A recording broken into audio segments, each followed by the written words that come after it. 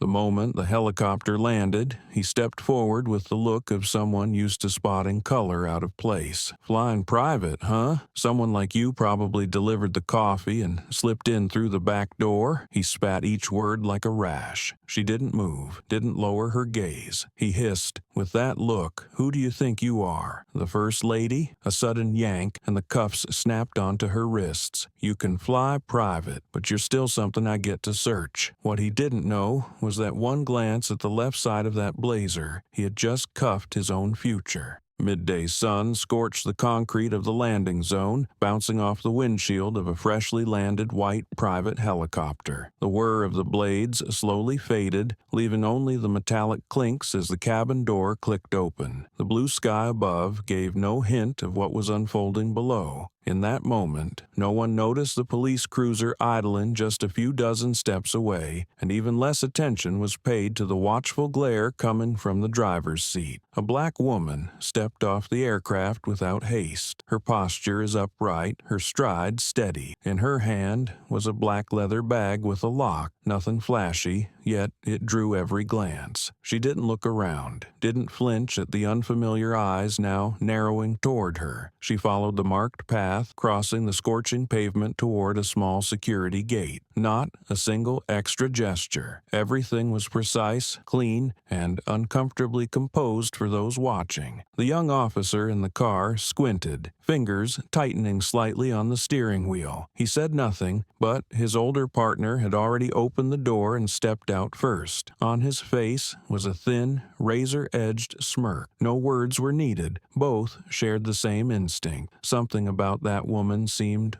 off. The older cop didn't like black people stepping off private helicopters. The younger one resented cold confidence, and neither could stand it when someone showed no fear of them. "Looks like someone's trying to enter the high-security area through the wrong gate today," the older officer said first, voice feigning friendliness while his eyes scanned each of her steps as if searching for a stain on her clothes. The woman stopped. She showed no reaction, didn't respond, just stood there, still, arms at her sides, eyes fixed on the checkpoint ahead, as if waiting for something, or for them to finally admit the real reason for this baseless interruption. The younger officer stepped forward, blocking her attack. "Let me ask again. Where did you come from? What's your purpose here? Do you have any identification?" This time, his voice carried no courtesy, just the raw demand of someone used to commanding obedience. "I have a ticket, and I landed exactly where I was authorized to," the woman replied evenly. Her tone was calm, her voice neither loud nor low, not defiant, yet free of any fear. "That's enough." The older officer stepped up beside him, lifting a hand to interrupt. "You came off a private helicopter. You're a person of color. You don't have staff credentials, and I've never seen anyone dress this successfully without some rich white guy by their side." He gave her a quick look as if sealing his conclusion. "We're going to need to search you." The woman didn't move. She looked him directly in the eyes, not with anger, not with sarcasm, and not with pleading. Her gaze acted like a mirror, reflecting each trace of bias etched across his face. Then she tilted her head slightly, a gesture bordering on polite. "I advise you to stop here. This will be a mistake." The young officer scoffed. "Hear that? She's advising us to stop. Maybe she's a Hollywood actress or something. That look suits a TV lawyer just fine." He stepped to the left, resting his hand on the metal cuffs at his waist. "I don't know who you are, but I know the smell of people who pretend. How do you think you are here? A politician? A CEO? Or the First Lady?" She didn't respond. That single moment of silence thickened the air. The woman glanced down at the badge clipped to her collar for just a fraction of a second, long enough for the older officer to notice, but he didn't bother to look closely. Or maybe he saw it and chose to ignore it. He waved his hand. "Put your hands behind your back. You're being temporarily detained for identity verification." The young officer stepped forward, quickly pulling out the cuffs while the older one began reciting the warning as if performing a daily routine. She complied. Both hands moved behind her, spine straight, shoulders unslouched. No resistance,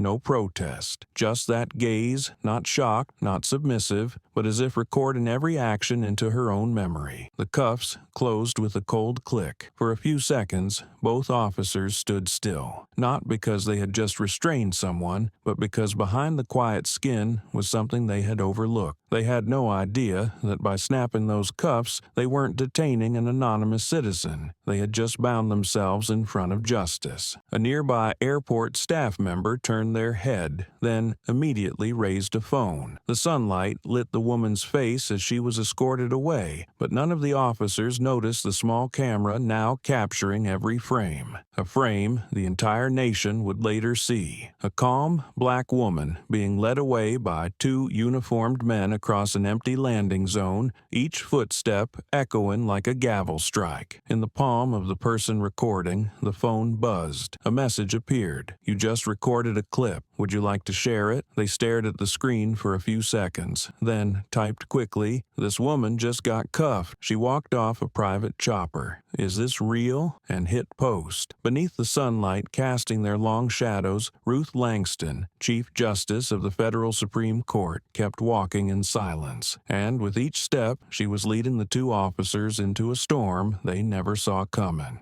"Identification," the young officer growled, each word as he shoved Ruth toward the patrol car. She turned her head, sunlight slicing across her cheek, her cold gaze fixed directly on his face. "Who exactly are you talking to?" she asked, her voice calm but dense enough to choke the air around them. The older officer cleared his throat, visibly impatient, then ordered coldly, "Cuff her, check her ID." He didn't care who she was, or perhaps he simply didn't want to. To them, a woman of color stepping off a private aircraft never belonged, unless she was being escorted like this. The metal cuffs bit into Ruth's wrists with the rough familiarity of practice, while the stares around her remained silent, as if everyone had already learned the lesson. Don't interfere with things that might cause trouble. A technician at the far end of the tarmac held a flag in one hand, opened his mouth to speak, then stopped, gripping the pole tightly, quietly watching as the woman was dragged like a parcel. As the young officer circled around to yank open the cruiser's door and shove Ruth inside, he paused for a beat, then muttered, "Don't make people think you're the female version of George Floyd." No one on the tarmac said a word. No sound but the dull roar of a plane taking off in the distance. But that silence echoed like thunder inside Ruth's head. The comment wasn't just an insult. It was the imprint of a system sliding deeper into its habit of degrading dignity. She didn't look at him, didn't react, only drew a slow breath, then placed her hands behind her back and tilted her face toward the blazing sky. Her expression didn't flinch, didn't crack, as if she were counting down the seconds, waiting for them to step deeper into a mistake they didn't yet realize was coming. The vehicle rolled off the tarmac. In the front seat, the two men said nothing, each carrying his own brand of pride. The younger cop adjusted the dash cam, angling it to capture more of her face, like tagging a trophy. The older one stared vaguely into the rearview mirror, occasionally curling his lip into a smirk. Maybe he was remembering other arrests, just as quiet, just as groundless, and just as unchallenged. In the back, Ruth sat upright, hands resting on her lap, the cuffs still cold, still firm. Outside the window, the city drifted by as if unaware of what was unfolding. Pedestrians, truck drivers, and students walking home all passed by as if she were just another person arrested for some unknown reason. But Ruth knew exactly. She knew who she was. She knew what was inside the system now transporting her, and she knew that with every passing minute, her silence was building like a stone about to fall at just the right moment. The car turned into the district police checkpoint. A gate officer started to signal for inspection, then spotted the familiar plates and nodded them through. "Problem?" he asked through the window. "Minor disturbance at the private airstrip," the older officer replied flatly. The words passed like a morning greeting, and the vehicle continued into the compound. Ruth was brought down a pair of narrow hallways filled with the sharp scent of disinfectant, leading to a small holding room. They did not remove the cuffs. She sat in the metal chair at the center of the room, harsh, white fluorescent light casting directly onto her face. Another officer entered, clipboard in hand. "Name?" he asked. She stayed silent. "Name?" His voice louder now. Still, no reply. The young officer nearby cut in. "You planning to play the silence card with us? There's no one filming here. No need to act." He stepped closer, leaning down to her eye level. "I know your type. Read a bunch of laws and think you are the law. But you'll write your name like everyone else. Maybe after the 30th time you're asked." Ruth didn't turn her head. She only looked toward the corner of the room, where a small black camera was mounted near the ceiling. They noticed that, too. The older officer snorted. "Fine. Let her sit. People who think they're gods, leave them to freeze a little. They'll talk." He turned away, shaking his head as he left the room. "I've arrested tougher ones. In the end, they admit they're just receptionists dressed like lawyers." The metal door shut behind him, slow and heavy, like the arrogance he carried. Left alone, Ruth didn't move. The insults didn't shift her posture or provoke a response. She knew they were waiting for some reaction, for a crack in her presence that would justify their assumptions. But the longer they waited,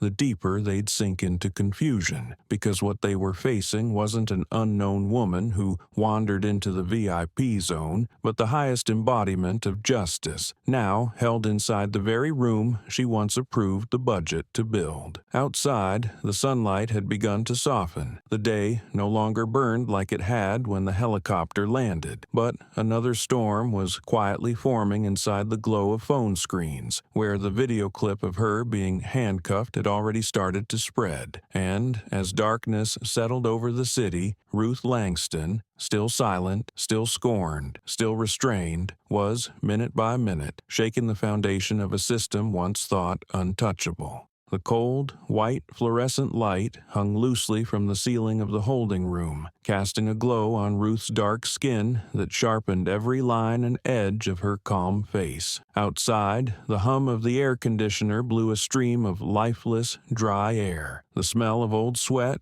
old paper, and old resignation seemed trapped in every crack of the walls, every tiled joint of the district police station that was quietly witnessing a mistake spiraling out of control. Ruth remained seated, exactly where she had been placed, spine straight, eyes fixed on the bare, indifferent wall in front of her. The door slammed open, then shut. The older officer entered, a stack of folders clutched tightly in his hand. He said nothing as he approached the table, then suddenly flung the papers onto the metal surface in front of Ruth. The slap of paper on steel rang sharp. "Name? Occupation?" His voice snapped as if this were the 10th time he'd asked, though it was only the second time he had addressed her directly in the interrogation room. Ruth glanced at the file, then back at him. Not a single word left her lips. He planted both hands on the table's edge, his body leaning forward, his eyes bloodshot with pressure. "You know, we sitting there like that won't help you." What he still didn't grasp was that Ruth's silence wasn't a shield, but a mirror. With every second he lost patience, he revealed himself, someone trained to command, to intimidate, but never to confront what he couldn't control. "I don't need help," Ruth replied, lifting her head, her gaze cold as steel and terrifying in its calm. "I just want to see how deep you plan to dig this hole." Her voice sliced through the thick air of bias. No shouting, no sneering, but every word landed like a nail in the tile floor of a system cracking apart. The officer straightened, pausing briefly as if trying to confirm what he'd just heard. He looked like he was about to speak, but stopped, turned sharply toward the door, unable to hide the twist in his mouth. "Stubborn? You people think silence is some intellectual protest? There's no podium here." He pushed the door open and walked out, leaving Ruth beneath the white light and the silent red blink of the camera overhead. Down the hallway, the young officer had his eyes on a computer screen, pretending to check records but actually scrolling through a group chat with two fellow officers. The quick messages popped up. "Who is she? No records, no license. Weird. Has that dangerous politician look." A clipped video from the airport security feed had already been shared internally. Ruth's face was clear, her posture, the way she was cuffed, and the way she said nothing. It was that silence that had started to make them uneasy. In the briefing room, the station chief was reviewing the hallway footage with a young female records clerk. "You sure they didn't grab the wrong person?" she asked, eyes still locked on the image of Ruth being escorted without resistance. The chief frowned, tapping his fingers on the table. "I don't like her type. No protest, no noise, means she's hiding something." He waved his hand. "Keep her overnight. Tomorrow morning, we will send her to identity verification." Back in the holding room, another officer entered. Younger, quieter, and more reserved than the others. He placed a bottle of water on the table without saying a word. Ruth glanced at it, then asked, "Do you know who I am?" The officer hesitated, about to answer, but she continued, "No need to respond. I want to know if you know where you're standing." The question hung in the air. The officer picked up the bottle and turned away, leaving behind the gaze that had seen through him. The racial wall inside the police station had never been random. It lived beneath the white paint, in the eyes that believed themselves the standard, in the way they assumed that a successful black woman was automatically a threat, not a possibility. And now, that very shell was beginning to crack under each minute of Ruth's silence. A radio broadcast played in the security room. A video posted this morning at a civilian airport shows a woman of color being escorted by police from a private helicopter. The clip is spreading quickly under the hashtag #private jet arrest. The anchor's voice hadn't finished before a night shift staffer turned to the screen, typed rapidly into the search bar, and cursed, "Jesus, it's already on 10. The station chief got the alert at 21:38. He shot a wary look at the older officer and signaled to shut the door. "This is bigger than we thought. Review all files, reports, and footage. I don't want to wake up tomorrow with my face on CNN." But it was already too late. An anonymous account had identified Ruth. In the comments beneath the video, a line appeared. "That's Ruth Langston. She's the freaking Chief Justice of the Supreme Court. Y'all messed up." The comment was pinned. The share count kept climbing by the minute, and every eye began shifting from the woman who had been arrested to the ones who gave the order. And Ruth, in that cold holding room, remained exactly where she was. No need for a name, no need for the cuffs to come off. She was letting the very system they believed was right betray itself under the full gaze of the world. The overhead light in the interrogation room still shone directly onto Ruth Langston, now dry and abrasive like a form of invisible torture. She remained in the same position, hands placed in front of her, back straight, her gaze calm, as if the entire room around her didn't exist. From the hallway outside, the steady click of high heels approached, then stopped. The door opened, and a young female officer entered, a bit over 30, uniform sharp, hair in a tight bun, her eyes dropping slightly upon taking in the scene. She said nothing at first, then quietly studied the handcuffed woman before her. A brief silence passed, then she asked, her voice neither loud nor hesitant, "Is it possible she's someone high-ranking?" The question fell into the room like a pebble disturbing a still lake. From across the space, the young male officer, the one who had insulted Ruth on the tarmac, jumped in instantly, his words snapping without thought. "Don't let the look fool you. These people know how to act, how to seem important." He glanced at Ruth, lips curling into a sneer. "I once met a girl who claimed to be a senior journalist. Turned out she sold takeout food on live stream." The female officer didn't move, her eyes fixed on the handcuffs. For some reason, maybe instinct, maybe a faint memory of televised oath ceremonies, she couldn't look away from Ruth's face. It wasn't a resignation. It wasn't arrogance. It was a deliberate kind of calm, something she had never seen in anyone under arrest. Outside, the low hum of a printer echoed. Another officer was attempting to run a federal ID check, but no results had come through. The order to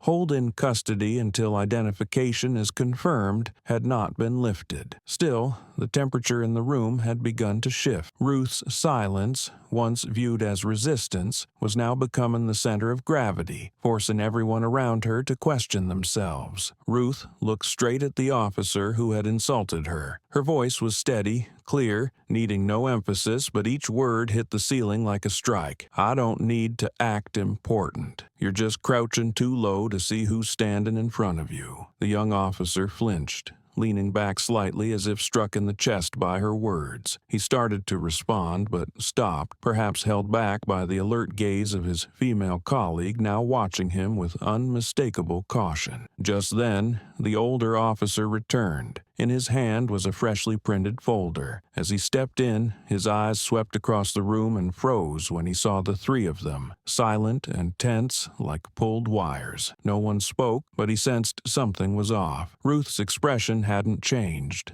but the look in the female officer's eyes and the still posture of the young man told him he had just walked into a storm, barely being held back. He placed the folder on the table, looked at Ruth, then glanced at the camera screen streaming the live feed. A moment of hesitation, then he reached for the intercom. Security. Initiate immediate identity verification of the female subject currently held in room B1. Urgently search all federal systems and judicial records. Note, high probability this is a high-ranking individual. I repeat, verification is urgent. His voice echoed through the system, and the weight of the word urgent brought the entire station to a halt. Security staff chatting near the printer looked up. The IT officer sat upright at once. The station chief stepped out of his office, demanding, "What's going on, Lieutenant?" The older officer froze for a few seconds, then answered flatly, "We may have made a serious mistake." Within the next 10 minutes, 5 computer stations were simultaneously querying identity databases across internal and federal systems. Filters were expanded: gender, age, race, image match, and airport tracking. One staffer spotted a key detail. Airport camera footage showed Ruth stepping out of a helicopter marked with a highest security priority designation, reserved for top-level federal or military officials. Things began to unravel. "No way," someone whispered. "Did we just cuff someone from a classified tier?" Another murmured. "The way she looked, sat,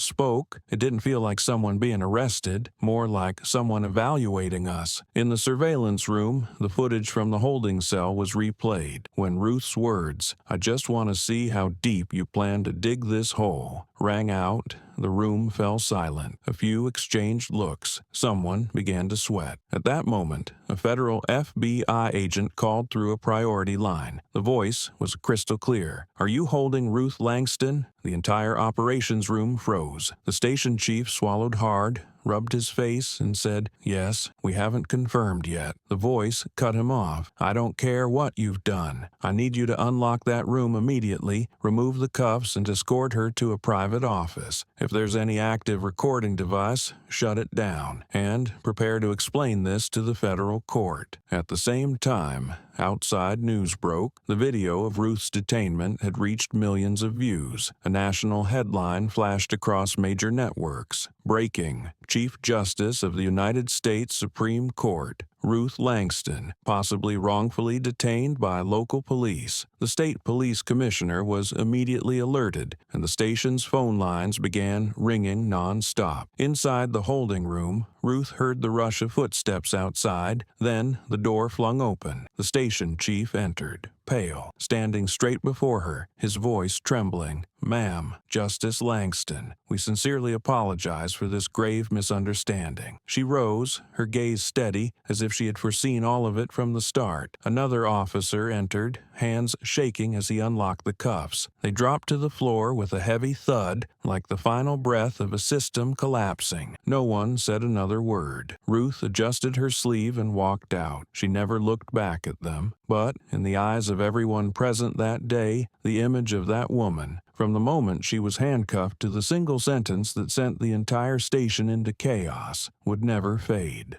The holding room seemed to freeze in the moment. Ruth Langston stood up, adjusting the cuff of her sleeve with a slowness so deliberate it made every heartbeat in the room falter. Under the harsh, white light of the small space, she gently lifted the hem of her orange blazer, revealing a gleaming metal badge resting against dark gray fabric. Gold-plated, finely engraved, The words struck the eyes of those who had cuffed her hours earlier. Chief Justice, Federal Supreme Court of the United States. No sound, no declaration, just a simple symbol, and with it, Ruth shattered the psychological wall they had built on bias and local authority. No one breathed. Only the ticking of the wall clock echoed like a gavel hitting a bench. The young officer stepped back half a pace, then snapped, half in panic, half clinging to something impossible. Fake? There are fake badges everywhere. Anyone can order one just like that. He was trying to stand firm, but his voice cracked at the end, betraying that even he didn't believe what he'd said. Ruth didn't answer. She didn't need to. She only fixed her eyes on him, a gaze that made the man turn away like he'd been scorched. At that moment,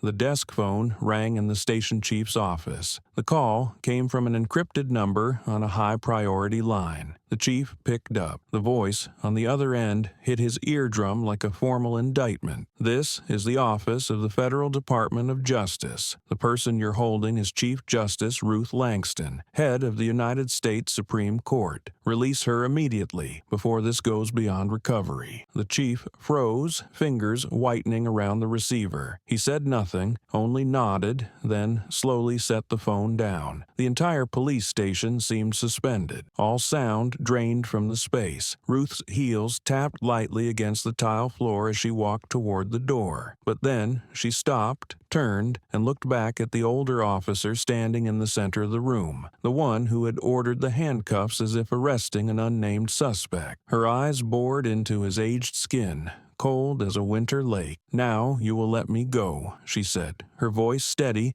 not breaking for even a moment. "Because I am the Chief Justice." She paused for half a second, then lowered her head slightly, her gaze locked onto his. "But if I were just a regular person, would I have survived?" The question dropped into the room like a blade, slicing through their defenses and pushing those present into a silence with no way out. No one answered. They didn't dare. They already knew the answer. The young officer turned away, his body trembling slightly. The older officer clenched his hand into a fist, but there was no power left in it to hold on to anything. The young female officer looked at Ruth, then gave a quiet nod. Not an apology, not a defense, but a bow of recognition. She had been right from the very beginning. What followed unfolded like a silent retreat. No orders were given, yet the door to the interrogation room opened. Ruth walked out, without turning back, without saying another word. Her footsteps echoed like punctuation marks in the indictment against the very system they represented. At the same time,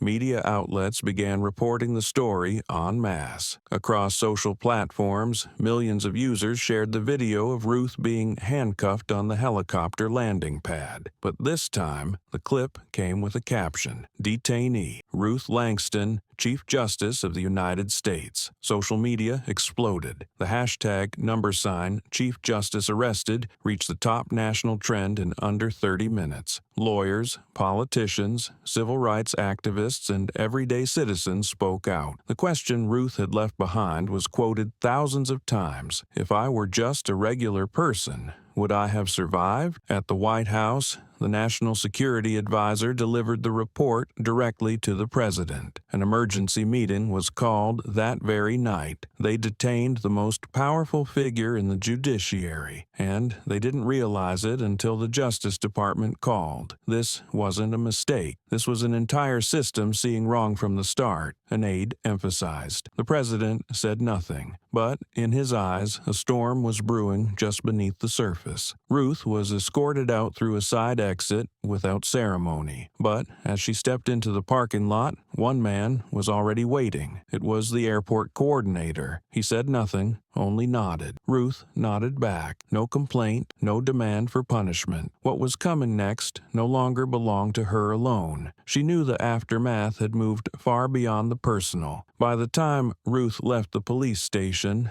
night had fallen. The city was unusually still, as if holding its breath before a storm. The Supreme Court building in the Capitol remained lit. On the main desk inside the office, a printed excerpt of Ruth's words had been placed by a silent clerk right next to a document titled Special Statement on Judicial Reform and Law Enforcement Practices. In the quiet, the first stones of a coming quake had been laid. The cost of this mistake would not be an apology or an internal memo. It would be a reckoning. Amid the roar of engines and sunlight bouncing off the runway, an airport technician stood behind a metal barrier, eyes fixed on his phone screen. His hands trembled slightly as the freshly captured video played. A black woman in an orange blazer, escorted by 2 police officers away from the private helicopter zone, wrists cuffed, yet her face remained still. In that brief moment, the camera accidentally caught a single glance, a look that made viewers swallow hard. Ruth Langston, not crying, not shouting, just staring straight ahead as if she knew exactly what was waiting on the other side of the lens. The technician watched the video one more time, then typed a simple line in the caption. "Is this who I think it is?" No name tag, no hashtag, no identification, but that one line was enough. He hit the post. In the first 10 minutes, the clip gained over 200 views. By minute 20, the number surpassed 10,000. Within 2 hours, it had reached 500,000, unleashing a storm no agency could contain. The hashtag #Chief Justice Arrested shot to the top of the national trending list, followed closely by #Wrong Woman Wrong System, #Justice in Chains, and #This is America. The first to repost the clip was a young lawyer from Georgia. He asked, "Why would they handcuff the one who upholds the law?" That question became the lead quote on Twitter for 8 straight hours. No profile picture, no dramatic declaration, just a line that hit the spine of American society. Here, identity is too often trampled by skin color, no matter where you stand in the system of power. Next, a group of black attorneys in New York joined in. Within hours, they reposted the video on the official page of their association with the caption, "When even justice is dragged, who do you trust?" A photo of Ruth in handcuffs was paired with images of black legal icons who had faced humiliation throughout American history, from Thurgood Marshall to Sandra Bland. Public outrage erupted, but this time it wasn't driven by sympathy. It was by shock. If this can happen to a Chief Justice, then who will speak for the rest of us? Celebrities spoke up without being asked. A prominent black actor wrote, "I can't change my skin, but how they see me can change, if they know I hold power." A professional football player shared the clip with 3 words, "I'm not surprised." A Harvard professor published a 3,000-word essay on race and the selective blindness of enforcement. One line was quoted tens of thousands of times. The person arrested that day was Justice, and Justice, as usual, stayed silent to see who would speak. An analysis from the Washington Post broke down each frame of the clip, from Ruth's eyes to the slant of the officer's back as he held her arms. They used language rarely seen in mainstream news. The humiliation didn't come from a mistaken identity, but from the habit of acting as if one is always right. CNN arrived at the police station where Ruth had been detained. They weren't allowed inside, but they already had dozens of witness statements from the airport. One security staff member said, "I didn't know who she was, but that look, swear to God, it felt like she was memorizing every face around her." At the same time, social justice activists began calling for large-scale protests in 3 cities, Washington, D.C., New York, and Atlanta. They didn't need much time to mobilize. With just 3 lines on Instagram and a few posters bearing the words, "If justice can be cuffed, who's safe?" they drew thousands. Protest footage began to spread. On signs, on banners, Ruth's face appeared beside the phrase, "She stayed silent, but we won't." Within 24 hours, Ruth Langston's name dominated every major media platform. But what what stood out more was the shift in how people spoke about her. From Chief Justice Ruth Langston, it became the woman handcuffed for carrying power in the wrong-colored skin. A pinned YouTube comment read, "No one protected her," because they didn't realize they needed her protection. Not just in the U.S., but the international press joined in. The BBC ran the headline, "Supreme Court Chief Justice detained by U.S. police, a systemic failure." France's Le Monde published an editorial. A society that fears its own guardian of justice is a society in need of root-level reform. Al Jazeera aired a segment with the image of Ruth in front of a police car, her face expressionless, like a statue in chains. At the White House, the press office was overwhelmed. The Department of Justice initially stayed silent, but under public pressure, they released a brief statement. Justice Ruth Langston remains Chief Justice of the Supreme Court. What occurred will be reviewed seriously and transparently. But the words were not enough to calm the outrage. Beneath the post,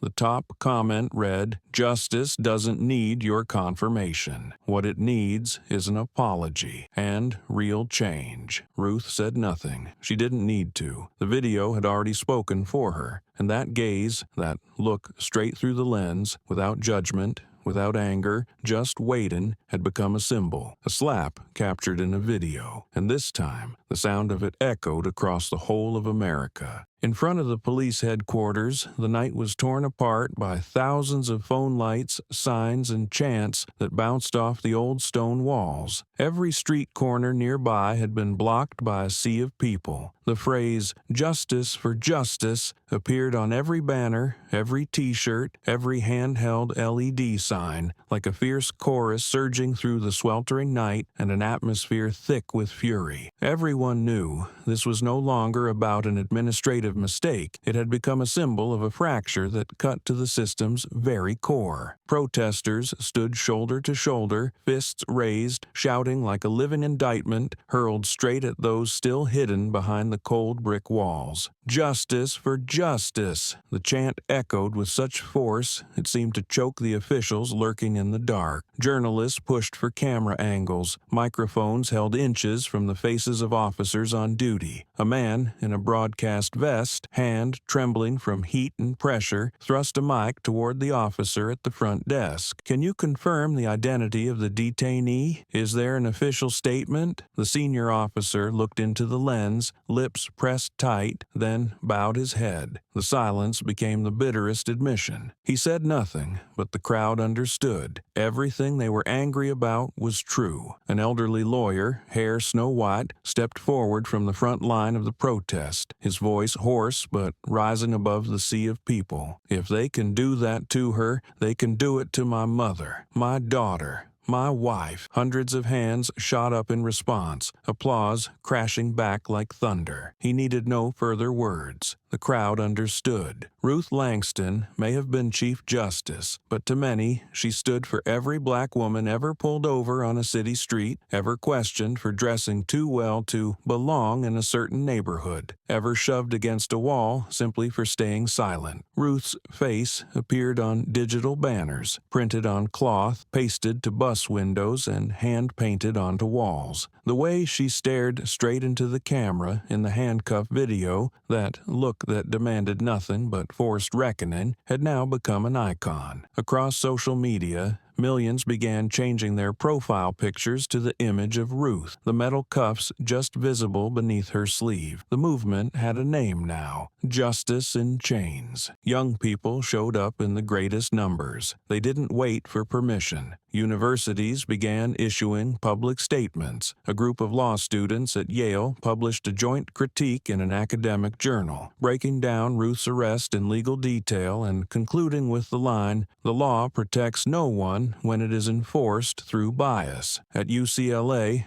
a group of medical students marched around the police headquarters wearing masks that read, "Silence does not equal safety," circling the building like a quiet funeral for a crumbling belief. Inside the station, officers sat shoulder to shoulder in an emergency briefing room, eyes fixed on the live feed from the security cameras. The station chief slammed his fist on the table when the screen showed a little girl holding a sign that read, "That could have been my mom." A young officer muttered, "What do we do now?" No one answered, because what they were facing wasn't a crowd. It was the consequence of a system they were part of. On the streets, police barricades had been set up, but no one crossed them. The protesters knew they didn't need to attack, because the truth was attacking for them. A group of black mothers, dressed in black skirts, holding their young children's hands, approached the iron barrier, stopped in front of the officers, and stood silently. A little girl looked up at her mother and asked, "Mommy, is the lady in the picture a princess?" The mother smoothed her child's hair and whispered, "She's the one who makes sure princesses don't get arrested by mistake." Elsewhere, a group of street artists built a model of Ruth using cardboard and wire, with lights embedded in the eyes, and placed it right outside the station. Every hour, a different person stepped in to reenact her posture. Hands behind the back, head held high. Hanging from their shoulders was a board that read, "If this is justice, where are you standing?" Inside, the young officer who had cuffed Ruth still hadn't returned to duty. He sat in silence, face ashen, rubbing the back of his right hand again and again. The same hand that had tightened the cold steel around the wrist of the woman he had dismissed as a weirdly dressed assistant. Perhaps never before had he felt so small, not before a person, but before a truth too large to avoid. Outside, the crowd kept growing, a group of clergy holding crosses, a group of professors carrying boards quoting the Constitution, a group of students with Bluetooth microphones reading poems about justice. They didn't share professions, religions, or ages, but they shared one question. If she weren't the Chief Justice, would she still be alive to tell the story? International media returned once more. Al Jazeera interviewed a black teenager who had just graduated from high school. "Do you believe in the American legal system?" He answered plainly, "Now I only believe in cameras." Ruth didn't appear that night. She remained in the Capitol, fielding hundreds of calls from politicians, many of whom had once invited her to speak and now called to make sure she was okay. But she knew the real affirmation wasn't on the phone. It was in the crowd outside, where people weren't chanting her name, but what she represented: justice for justice. On national television during prime time, the political talk show hosted by Vernon Hayes, a veteran journalist known for his sharp analysis, became the center of unprecedented attention. The LED screen behind him replayed the now familiar clip: Ruth Langston being escorted between two police officers, sunlight hitting her face, her gaze straight ahead, returning like a living indictment. Vernon stood silently before the footage for nearly 10 seconds, then slowly turned back to the camera, his voice low but every word clear. "We've seen too many acts of discrimination, too many violent clips, too many excuses. But this time, they didn't realize they had just handcuffed the entire judiciary." The audience sat in silence. He continued playing still frames, each detail magnified: the clamped wrist, the young officer's sideways glance at Ruth, the sliver of the Chief Justice badge beneath the edge of her blazer. A body language expert was brought in for discussion. She pointed at Ruth's face and said, "That is not the look of someone insulted. That's the look of someone waiting, like she knew they would destroy their own careers with their own hands." A state legislator, a man of color, appeared immediately after the image analysis. He didn't dramatize, only placed his hands on the desk and said, "I'm not here to defend Ruth Langston because she's the Chief Justice. I'm here to ask, if the person in cuffs had been my wife, would anyone in this room still say this country is fair?" He paused for a few beats, then pushed the paper in front of him aside and looked straight into the camera. "I officially call for a public hearing on this arrest. because a mistaken arrest can be corrected, but a mistaken arrest of the law, it kills the law. The statement aired live. That night, the state legislature's website crashed due to overwhelming traffic. The speech spread rapidly on TikTok, remixed with popular soundtracks, turning it into a viral message. Young people began asking serious questions. Why did we only learn her name after she was arrested? And how many Ruths are out there who were never caught on camera? Ruth Langston remained completely silent after her release. She declined all interviews, every speaking invitation, even from organizations that had once invited her to headline conferences. That only fueled public reaction. Her silence was no longer a void. It became the most powerful unspoken voice, forcing people to confront their own guilt. A commentator on an independent news channel said, "When the woman holding the highest judicial authority stays silent, it's not because she has nothing to say. It's because she's waiting to hear what we'll say to each other." Inside the federal legislature, numerous lawmakers of Black, Latino, and Asian backgrounds began speaking out. An emergency bill was drafted, proposing a requirement for law enforcement to verify identity before applying handcuffs, especially in high-security areas like airports and helipads. A group of conservative legislators opposed it, claiming it restricts police flexibility in emergency scenarios. A female legislator immediately responded with a tweet, "Being insulted is not an emergency. Being threatened by bias is not flexibility. It's educated brutality." The story of Ruth began making its way into high-level conferences. At an interstate legal summit, the meeting opened with a video of Ruth in handcuffs, used as a warning. If justice can be led away in broad daylight, then this system is rotting from the foundation. A veteran judge from Texas bowed his head before speaking. "I used to think Ruth's silence was a way to preserve dignity. Now I realize it was how she made sure we couldn't look away from the truth." Law schools across the United States added Ruth Langston's case to their curriculum. Some labeled it the Langston Case, naming an entire lecture series on legal power and systemic bias. Students debated,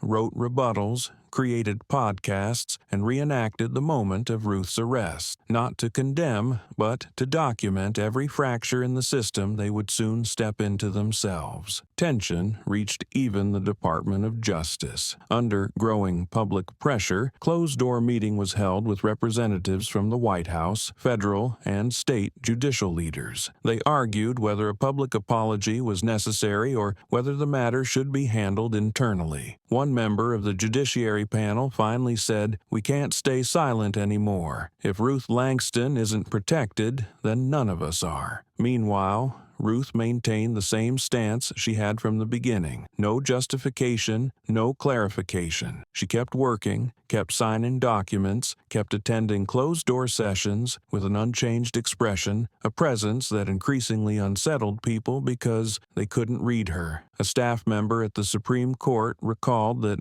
when she entered the chamber the morning after the incident, the room fell silent. She said only one thing, then sat. "We still have a country to judge. Get to work." Public unrest continued, but instead of waiting for Ruth to speak, people began speaking for her, and that was exactly what she had hoped for from the beginning. A new movement emerged. Speak for Justice. Participants would record 1-minute videos recounting a time they or someone close to them had been profiled, doubted, or questioned because of their skin color, ending with the line, "I say this because she stayed silent." Within 1 week, the movement had millions of submissions, from unknown individuals to prominent figures. Eventually, the nation's highest political figure, the president, had to speak. In a speech at Howard University, he said, "Justice should never be tested in handcuffs," and Ruth Langston's silence is a bitter reminder of that truth. The entire hall rose in applause, but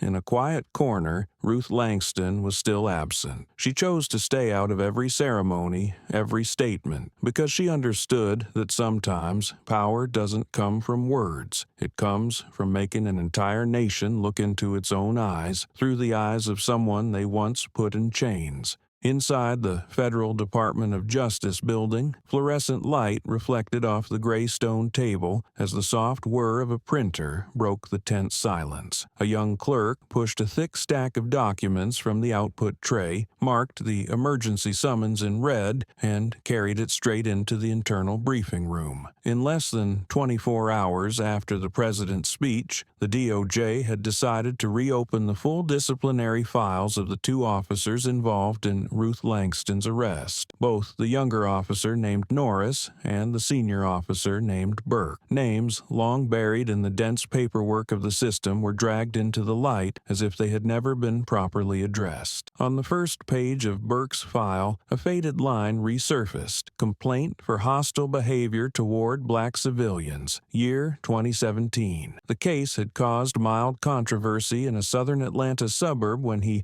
physically assaulted a black man for disrespect after the man did not remove his sunglasses during a conversation. The matter was closed after a few internal mediation sessions, and the report disappeared beneath a vague internal memo labeled emotionally subjective and unverifiable case. Norris had two back-to-back complaints in the years 2019 and 2021, both involving aggressive questioning of black women without any clear violation. One incident included an audio recording in which Norris told a woman, "You think driving a nice car gives you rights?" Instead of being disciplined, he was transferred to the airport sector to limit civilian contact. It was there that he met Ruth. DOJ leadership reviewed each page, eyes cold. One deputy attorney said, "These files show every symptom of internal accountability being ignored, and now we're living the consequence." The woman at the head of the table, an Asian American in a deep blue suit, nodded slowly. She had previously opposed the policy of time-based record purging that had erased hundreds of documented systemic violations. Holding up a folder, she pointed to the words, "Case closed." If justice really exists, those words should never be printed. At the same time, an independent investigative unit was formed, personally authorized by the Attorney General. The team had full access to internal police department records, including behavior monitoring logs, documents usually shielded under operational secrecy. A senior investigator on the team said, "We're not just investigating two people. We're investigating the entire system that kept them unaccountable for nearly a decade." And in that system, phrases like insufficient evidence, resolved internally, paid suspension appeared as a familiar pattern, cycling endlessly, until that cycle shattered over a pair of cuffs placed on the wrong person. A closed-door, internal press briefing, inaccessible to the media, was held. Senior legal advisors debated intensely whether the two officers should be immediately suspended pending investigation. Some warned this might trigger psychological ripple effects in the force. A young attorney stood up, her voice firm. "The only psychological effect we should be worried about right now is the rightful public outrage. Every one of us works under the name justice. Now is the time to prove it isn't just a title." The room fell silent. No one responded, but the suspension orders were signed 1 hour later. At Ruth Langston's office, she still refused to speak to the media. But when she received word about the case files being reopened, she sat in silence for a long time before finally saying to her assistant, "If one person is wrong, you fix the person. But if the entire file is wrong, you fix the place that created it." That sentence was never released publicly, but the young assistant later wrote it on a piece of paper and stuck it to the wall. Under the white lights of the Supreme Court office, the paper stood quietly like a declaration. A system was now forced to look at itself, and this time, no one would walk away unscathed. Just hours after the internal investigation files were reviewed, the chief of the Federal Judicial Office issued an urgent memo. All recipients were required to open it immediately upon delivery. No intermediaries, no delay. The bold, all caps heading read,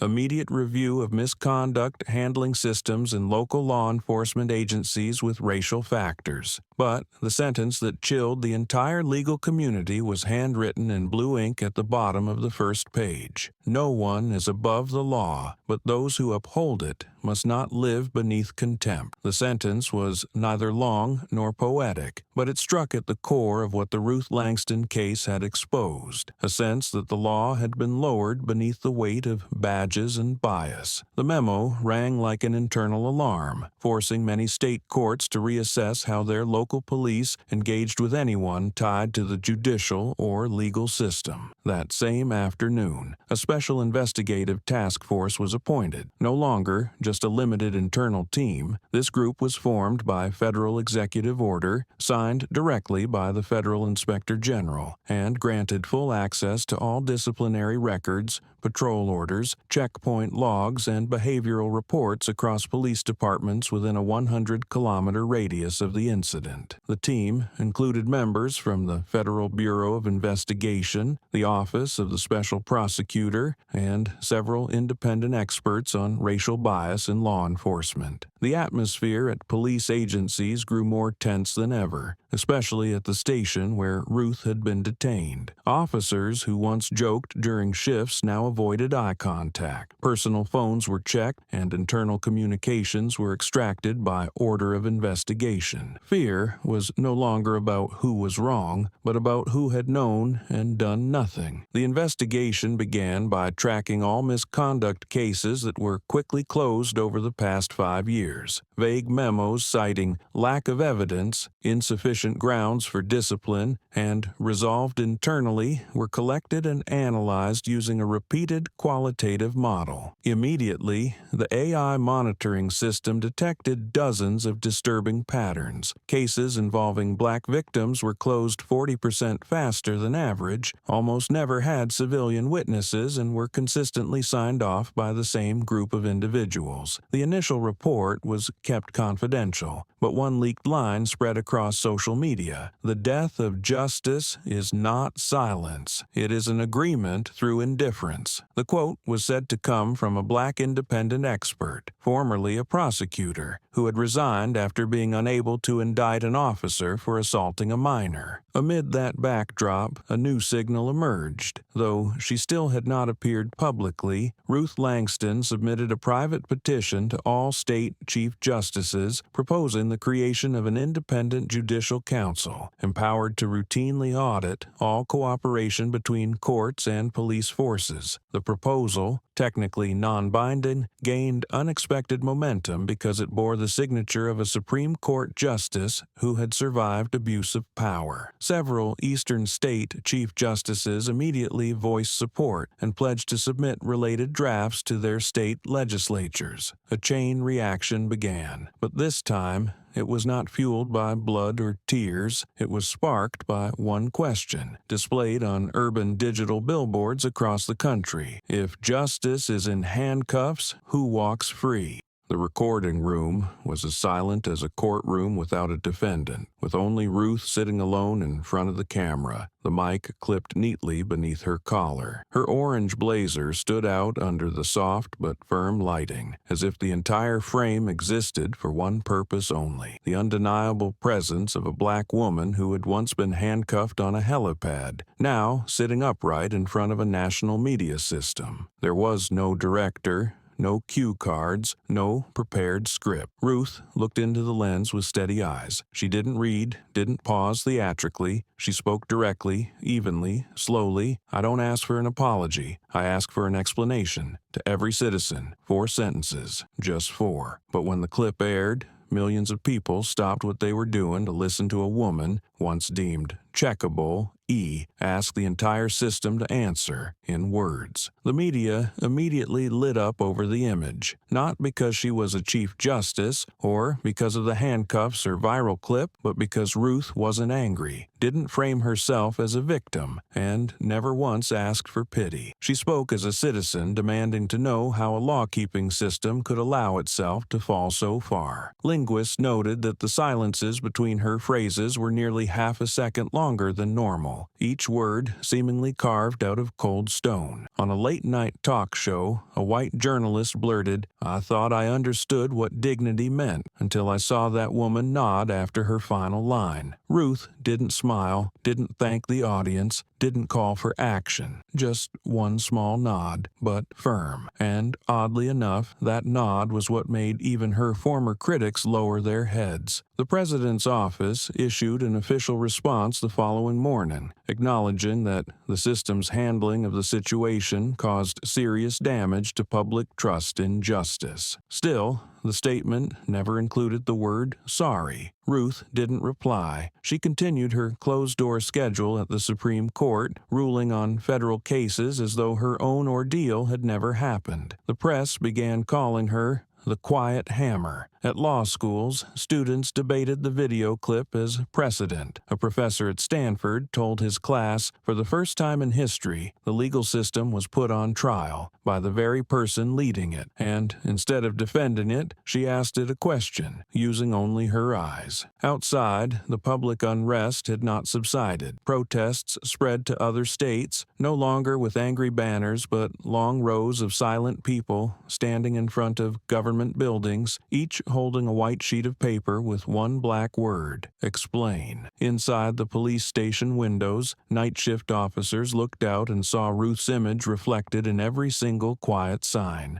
No one spoke, but the pressure was heavier than any scream. That night, in a small northern town, the only white police officer resigned, stating, "I no longer know if I act out of law or out of habit." It was the first resignation, but not the last. Early the next morning, Ruth opened her office door, placed a new case file on the table, and began preparing for the federal hearing on reviewing the cooperation process between police and the courts. Everyone in the office understood. This wasn't just another file. It was the first time the legal system was rewriting its own oversight mechanism, beginning with someone who had once been forced into silence. And perhaps, for the first time in decades, those used to asking questions would have to learn how to answer. Just hours after the video was uploaded, social media erupted in a strange kind of chaos. No background music, no special effects, just a woman in an orange blazer sitting in front of a camera, speaking 4 sentences and nodding. Yet, it was that simplicity that triggered an overwhelming ripple. Major outlets like the New York Times, CNN, and BBC all shared the video with eerily similar headlines, as if the media had found a sudden shared rhythm. The Chief Justice didn't shout, but everyone heard her. In under 8 hours, the video passed 10 million views, not counting the hundreds of subtitled, remixed, and translated versions. No one was forced to watch it, but nearly no one didn't. And the strange thing was, each time people watched again, they found themselves falling silent for longer. People began sharing every micro-expression Ruth made. The way she inhaled before her first sentence, how her eyes lowered slightly after addressing every citizen, and how she blinked no more than twice throughout the clip. Those tiny details became the subject of analysis by psychologists, law professors, and even cultural critics. One person wrote on an academic forum, "This is the first time the language of power was exercised not through position, but through the extreme restraint of someone long underestimated." A professor of public communication dubbed Ruth the quiet phenomenon for her ability to cause societal aftershocks without spectacle or retaliation. In Washington, a team of senior communications advisors held an emergency meeting to assess the clip's impact. They agreed this was a form of protest that cannot be pushed back because it has no debate, only witness. Meanwhile, in a small southern town, a high school civics class spent the entire period watching the video. The teacher didn't lecture. Students didn't ask questions. The whole room sat still until, at the bell, one girl stood and said, "If she wasn't the Chief Justice, would anyone have listened?" That question, according to the teacher, was the best challenge he had heard in his teaching career. Amid the growing wave of support, Ruth remained silent, turning down every interview. The Supreme Court office issued only one statement. Chief Justice Ruth Langston continues to perform her full duties according to the court schedule. No more, no less. But outside the stone walls of the court, the world had already started to shift. On digital billboards across the city, new hashtags began appearing like cracks in the system. Ask before, you cuff, justice is watching, silent gavel. A Brooklyn coffee shop named a new drink the Ruth Nod, a sugarless espresso, strong and cold. People started bringing Ruth's story into everyday life, not as a shocking event, but as a nearby reminder. When the video reached 50 million views across all platforms, Ruth still hadn't said another word, but the moment she nodded and slowly switched off the mic had become a symbol. No sound was heard, just the faint click of the mic, yet millions remembered that sound more clearly than the speeches of 100 politicians. That nod wasn't a conclusion, it was a mark, and from that moment on, the world began listening, not because Ruth raised her voice, but because no one could claim not to know. Silence, from now on, was no longer a safe space. Silence was now a stance under scrutiny, and because of one nod, everything once buried in silence was finally pulled into the light. Inside a windowless conference room deep within the state justice headquarters, pale yellow lights fell across a long table covered in documents. No recordings, no reporters, no outsiders were allowed to know what was happening. Only those with special clearance were present, seated in scattered clusters, exchanging low voices with razor-sharp tone. On the wall, 2 large photographs were pinned to a board, the young officer named Kyle Merrick and the veteran sergeant Donald Pierce. Beneath each photo was a list of dense notes, from civilian complaints, internal peer reviews, to vague entries like unprofessional conduct, verbal warning issued. Strangely, most of these records were crossed out in red ink with the handwritten phrase, closed. An investigator flipped through a report. Why was a discrimination complaint closed less than 3 hours after it was submitted to Internal Affairs? No one answered. The head of Internal Review,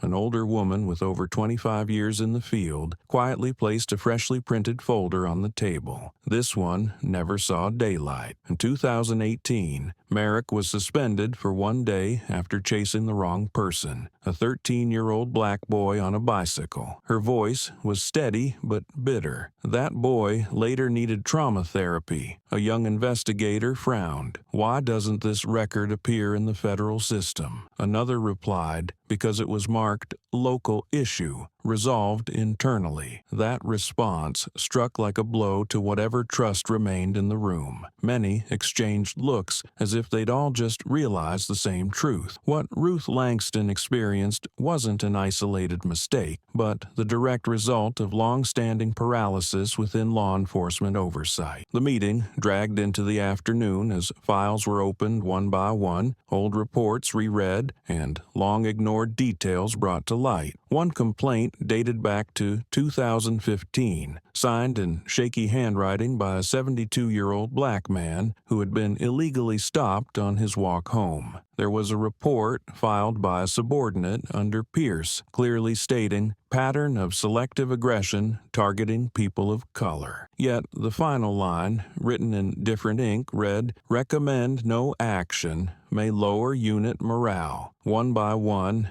each sheet told the quiet truth of what had previously only been whispered in hallways. A middle-aged investigator shook his head. This system isn't broken. It was muted by red ink. By the end of the meeting, the head of the Special Investigation Unit issued the first directive. Reopen every internal complaint filed against the city's police department over the past 10 years, focusing especially on race-related incidents. The order was signed by hand, right there in the room. From this point forward, any document stamped as closed must be reopened. Every red line should be read as a warning. A representative from the Federal Department of Justice nodded. We're not investigating a mistake. We're tracing a pattern. Outside, night had fallen, but in that room, for the first time in years, light reached the bottom drawers of old cabinets, and buried among those time-stained pages, a truth emerged. The case of Ruth Langston was only the surface of a much deeper fracture, a crack long embedded, waiting for someone silent enough, strong enough to make it echo. A cold silence swept through the room when the words were spoken, not loud,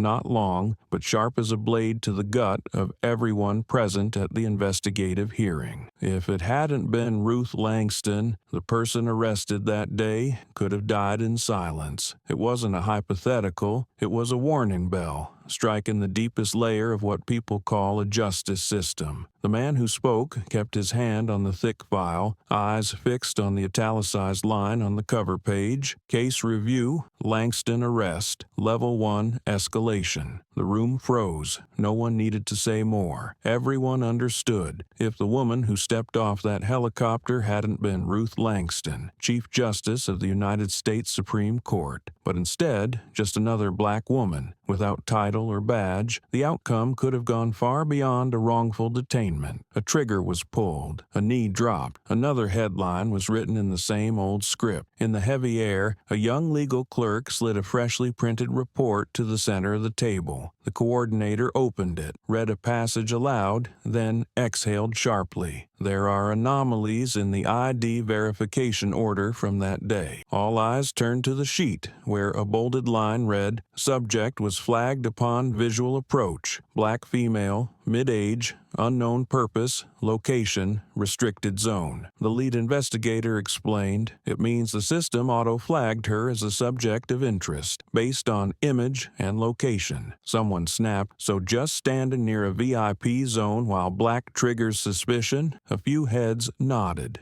bitterly. The documents that followed only deepened one conclusion. This wasn't an administrative error. A classified report from the Airport Security Tech Division revealed temporary algorithm changes ordered by mid-level command during the 3-hour window before Ruth landed. The change increased alert frequency for individuals with darker skin tones, especially those alone or unescorted. An investigator whispered, "This is how you manufacture suspicion before they say a word." Another added, flatly, "So, we live in a society where standing in the wrong place with the wrong skin tone makes you a suspect." The recorder wrote the summary. Not a coincidence. Intent. And that intent went beyond individual reaction. It became policy. By the end of the meeting, the head of the Special Investigative Unit signed an expansion order to audit all algorithmic security adjustments made in the past 6 months at high-security locations statewide. A sealed copy was sent directly to the Department of Justice. No one said it out loud, but everyone knew Ruth Langston's case was no longer about a mistaken arrest. It had become a gateway into unraveling a deeper system where technology and authority had been quietly bent by systemic bias, and it took one person, someone who knew exactly when to stay silent and when to nod, for the darkness to finally take shape. In the media room across the building, the looped video of Ruth looking into the camera, speaking 4 sentences,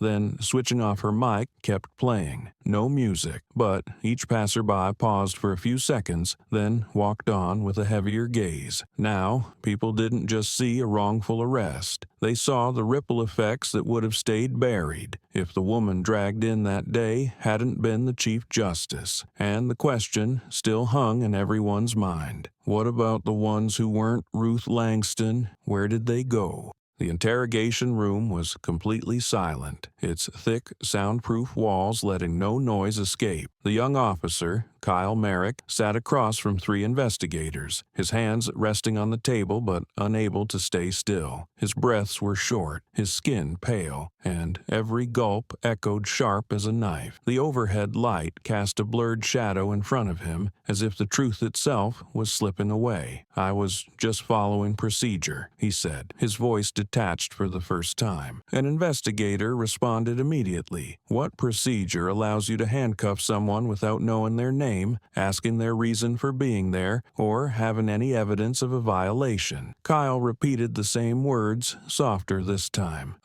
I was just following procedure. They handed him a printed packet from the internal communication system. Not a single directive authorized detainment or forced verification of a person with valid clearance in the VIP zone that day. So, what procedure are you referring to? The examiner asked, sharp and deliberate. Kyle stared at the papers, his eyes locking on a line that read, "No security override required. Authorized landing clearance confirmed." His face drained of color, his mouth opened as if to respond, but no sound came. No one spoke for a few seconds until a female investigator laid down a printed image in front of him, a color still from airport footage showing him mid-handcuff. "Explain this." Kyle swallowed hard, his fingers tapping against the table edge. "I saw her get off the plane. No escort, bright suit, fast steps. I thought it looked suspicious." One investigator sighed softly beside him. Suspicious because of what? Her skin color? Her clothes? The way she walked? He bowed his head. The answer didn't need saying. Another investigator pulled up a screen displaying a chart of security stops at the airport over the past 3 months. "We found that black individuals were stopped in the VIP zone at 5 times the rate of white individuals. Of those stops, you were responsible for the highest number with no stated cause." Kyle's eyes widened, but he didn't object. "Is this personal bias or training?" the investigator asked. I think it's both," Kyle stammered. "I was told to be alert to anything unusual, anyone unfamiliar, anyone who looked different." That word, different, hung in the air, stretching every nerve in the room. A female investigator leaned forward, and the biggest difference that day was she was black, alone, and too confident. Kyle didn't argue, he didn't nod. A strange stillness fell, as if even he no longer knew what to believe in, his training, his instincts, or the fear of being swallowed by accountability. But the interrogation wasn't over. A new folder was laid out, containing logs of internal conversations between Kyle and Pierce from the 2 weeks before the incident. One excerpt was read aloud. "They think just wearing a suit means they can ride the same plane as officials?" Kyle shut his eyes when he heard it, tilting his head slightly like bracing for a hit. "Whose voice is that?" the investigator asked. "Mine," Kyle said, barely above a breath. When the interrogation ended, an investigator flipped to the final note. "Did you know who she was?" Kyle gave a slight nod. "I knew. After I cuffed her, I saw the badge, but I couldn't stop." That answer marked the end of the questioning, but the beginning of a long chain of conclusions. One person may act out of bias, but a system fails when those biases become reflexes in law enforcement behavior. Kyle was let out, but those fragile, stuttering statements were enough to show the justice system that what happened that day wasn't a momentary lapse. It was the result of years of skewed training, of a work culture that quietly endorsed suspicion based on skin color, and of the fear of power residing in someone they never believed was supposed to have it. In the adjacent soundproof room sat the older officer, Thomas Rourke, dim light casting shadows across a face lined with time. He had listened to Kyle's entire testimony through the headphones on the table, unmoved, not flinching, not tapping the desk as he usually did when frustrated. Only his eyes, deep, sunken, shifted slightly, as if retracing each sentence his subordinate had spoken. The repeated phrases, "I followed procedure," "She looked suspicious," "I couldn't stop," played over and over in his head, becoming a blunt litany of how police instinct had been programmed by prejudice. He didn't make excuses. He wasn't angry. He stayed silent, as though staring into his own reflection through the two-way mirror, where a lifetime in uniform now showed him something he couldn't yet name: complicity. An investigator stepped in, placing a file in front of him without small talk. "Mr. Rourke, this is the transcript with preliminary findings. You should read it." The old officer didn't open it right away. He propped his chin on his hand, stared the man in the eye, then picked up the file and began reading slowly, as if each line was a blade carving into his chest. The first bolded sentence read, "Preliminary finding. The detainment of citizen Ruth Langston was arbitrary,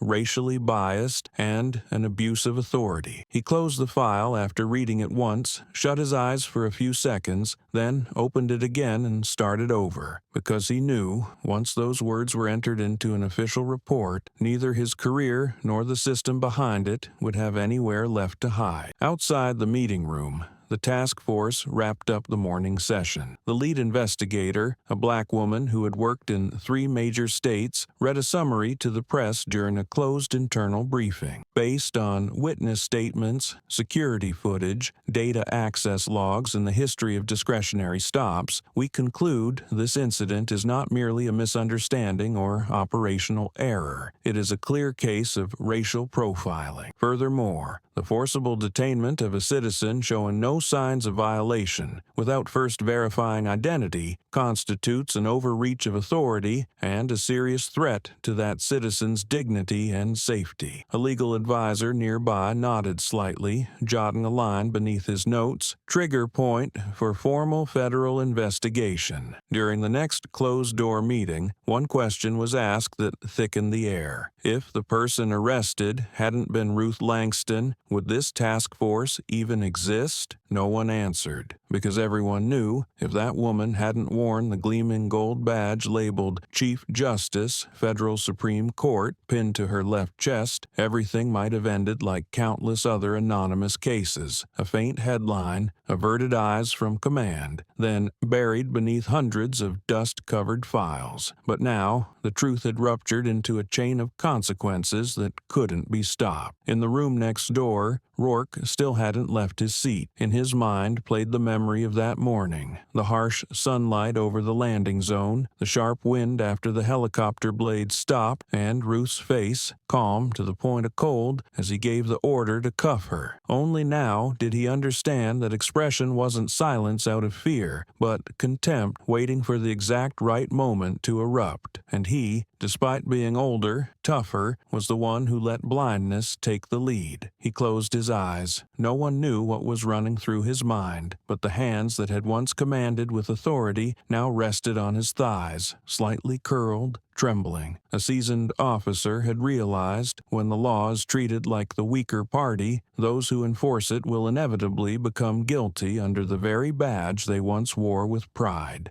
The federal courtroom that morning was packed, not because the outcome was predetermined, but because this was an unprecedented hearing. A Supreme Court Chief Justice, the keeper of the law, was entering court as someone who had been abused by the system. On the defense bench sat over 30 independent attorneys, most of them people of color, many from the most respected legal organizations in the country, sitting upright, eyes fixed on the central podium. Representing Ruth Langston, a lawyer named Camille Jennings stood, her round glasses flashing coldly as the projector began to play the video. First frame, Ruth is being handcuffed under the glaring sun at the helipad. Next, the young officer hissing, "Don't make people think you're the female version of George Floyd." No one in the room laughed, no one sighed, only a tense silence hung like a blade at everyone's throat. Camille spoke slowly, firmly. "This is not a case of procedural error. This is the image of a system governed by selective suspicion. And when suspicion becomes the default for a particular racial group, that is no longer law enforcement. That is institutional terror." After the video, she submitted a verification from DC Security, stamped in red. Subject, Ruth Langston, Federal Supreme Court Justice, Clearance Alpha. Along with it came an audio recording of an emergency call from the Department of Justice to the local precinct at the time of the arrest. The voice on the line was clear, decisive. "The person you're holding is Chief Justice Ruth Langston. Release her immediately." The presiding judge, a white man with 30 years on the bench, sat still, hands interlaced. His eyes moved from Ruth to the audio transcript, then back to Ruth. At the jury table, members exchanged glances, and one scribbled hastily on paper. The room grew heavy, and the line between authority and disgrace was laid bare. A police department representative stood,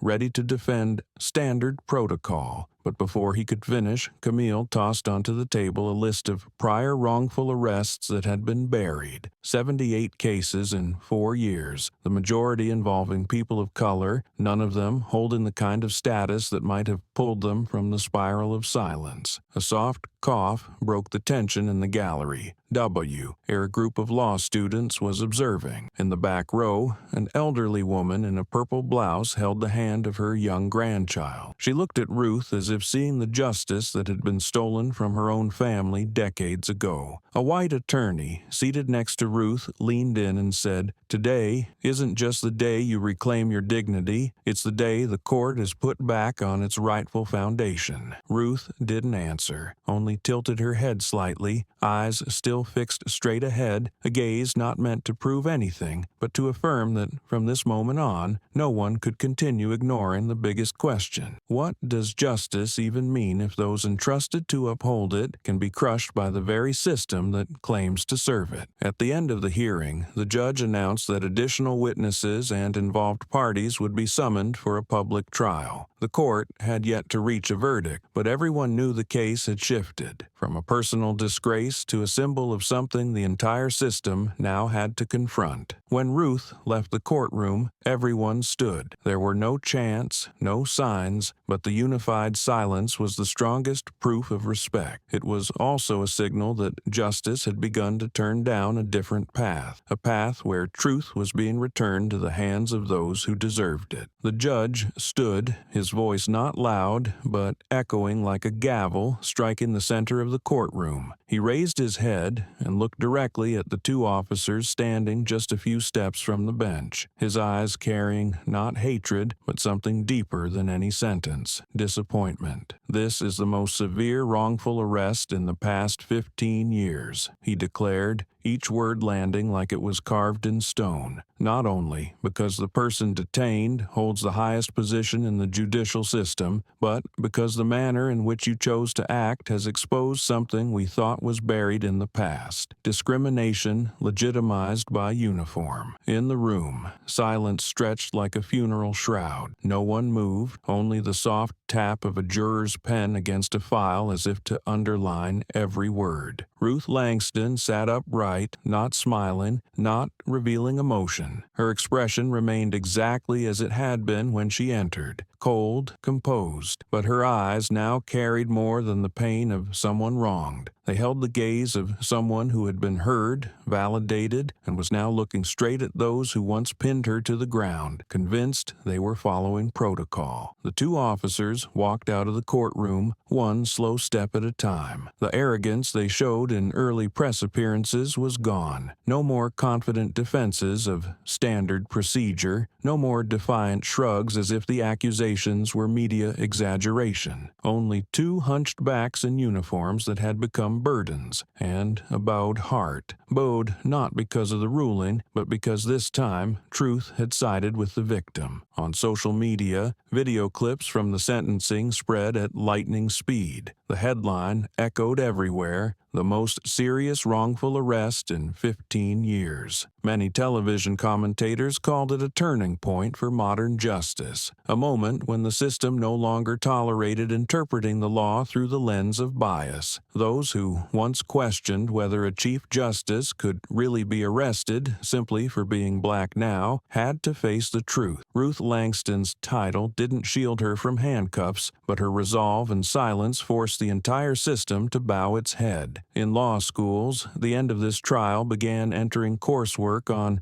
the silent power of nonverbal resistance. On a southern train platform, an older man, once a victim of an unwarranted stop 10 years ago, replayed the clip on his phone and nodded quietly. He didn't need to know who Ruth was on the list of powerful people. He only needed to know she stood tall when the entire system tried to force her to bend. Outside the courtroom, there were no chants, no raised signs, just a group of young law students waiting for a glimpse of Ruth as she exited. When the doors opened, They stepped aside silently. No pushing. A brown-skinned girl placed her hand over her heart and whispered, "Thank you for standing tall for those who can't." Ruth gave a slight nod and kept walking. Behind her were the two officers, each step heavier than the last, their heads lowered, not because of Ruth, but because of the cost of an act that once felt routine, now finally called by its name: systemic abuse of power. And for the first time in many years, it was the court, not an individual, that spoke on behalf of thousands of names never heard.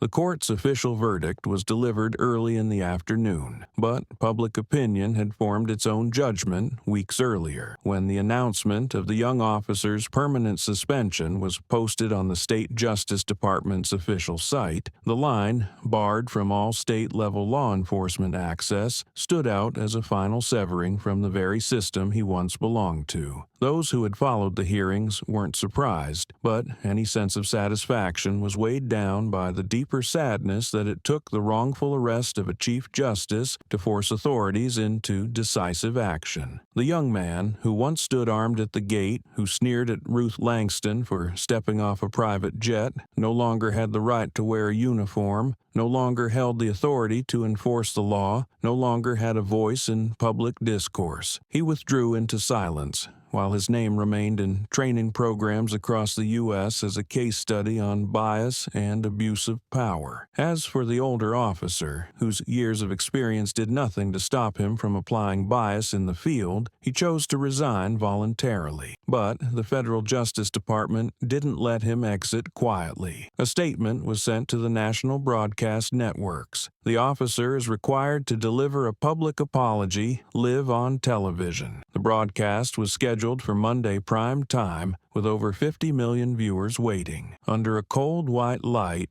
he sat alone before the camera. No badge, no rank, just an old man with weary eyes. He bowed his head, his voice raspy and even, not reading from a script but from lines handwritten on a crumpled piece of paper. "I was wrong to act without asking, to let suspicion override the principle of equality. I abused my authority and no longer deserve the trust of the community. I apologize to Justice Ruth Langston and to those I treated unfairly, whose names I never even knew." The network held the frame for over 10 seconds after he finished, as if allowing viewers to weigh the full weight of each word. On social media, the clip spread like wildfire. Some claimed he only apologized because he was forced. Others said it was the first time they'd seen a police officer bow on national television, not for sympathy, but to accept responsibility. Whatever the motive, one thing was undeniable. The image became a symbol of collapse, the collapse of a privilege long granted without question to those in uniform. The public didn't let the case fade. Civil rights groups opened public forums on lost trust in justice and how to reclaim it. Universities hosted panels on the question, when bias becomes an unwritten policy, can the system reform itself? Ruth Langston did not attend any events. She remained silent since her brief public statement. But her silence was no longer a personal strategy. It had become the loudest voice in the crowd. Those who had followed the events, who had seen her composed face under the harsh jail lights, now realized that her silence had dragged the entire system into the light. In a classroom in Harlem,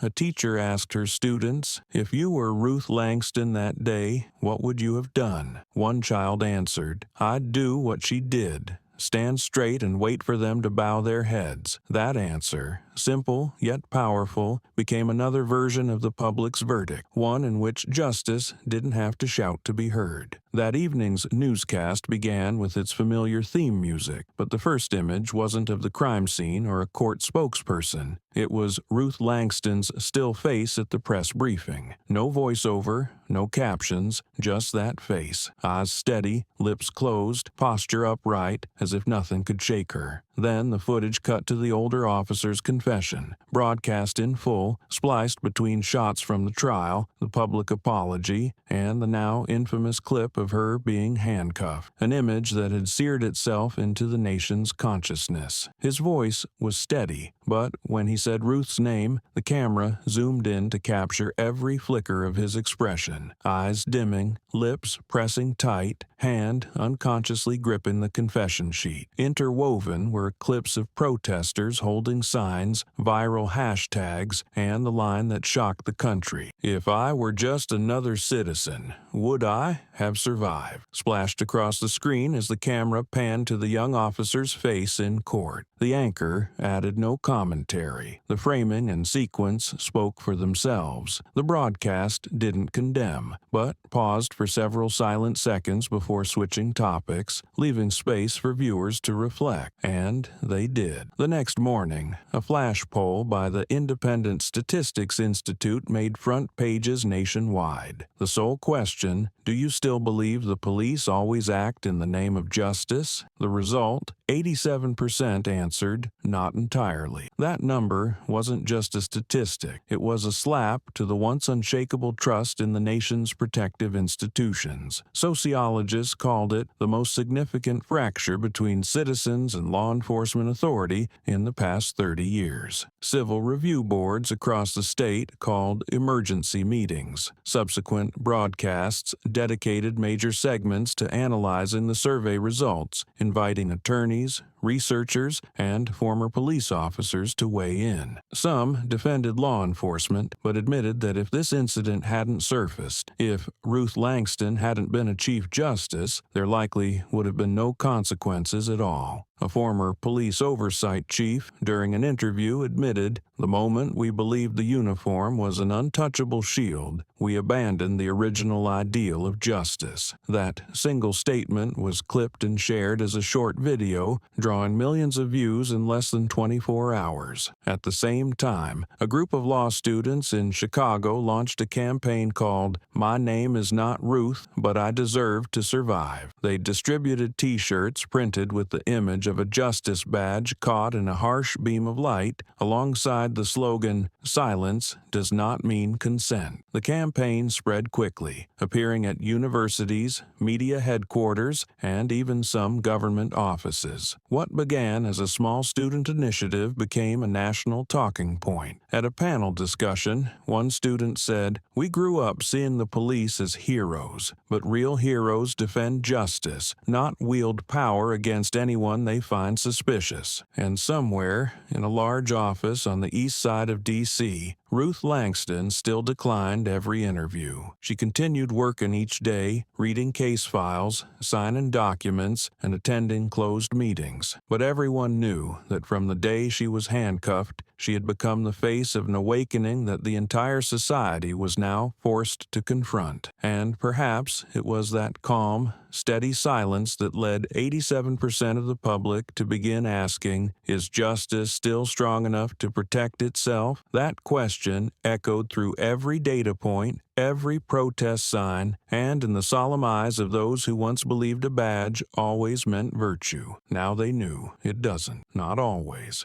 1 week after the nationally broadcast apology from the veteran officer, the state capitol received a draft bill titled the Langston Reform, a name that, to every legislator, implied more than reform. It was a quiet admission that the system once held up as a standard was beginning to crack. The bill was drafted by a coalition of young legislators, civil rights attorneys, and representatives from independent justice watchdog groups. The first key point stated clearly, all members of law enforcement across the state will undergo a comprehensive reassessment of competency, psychological fitness, and particularly implicit racial bias in conduct. This caused significant backlash within security circles. Some openly objected, calling it a reverse insult to those who wear the uniform and risk their lives every day. But public sentiment told a different story. Opinion columns flooded with headlines like, "Being a cop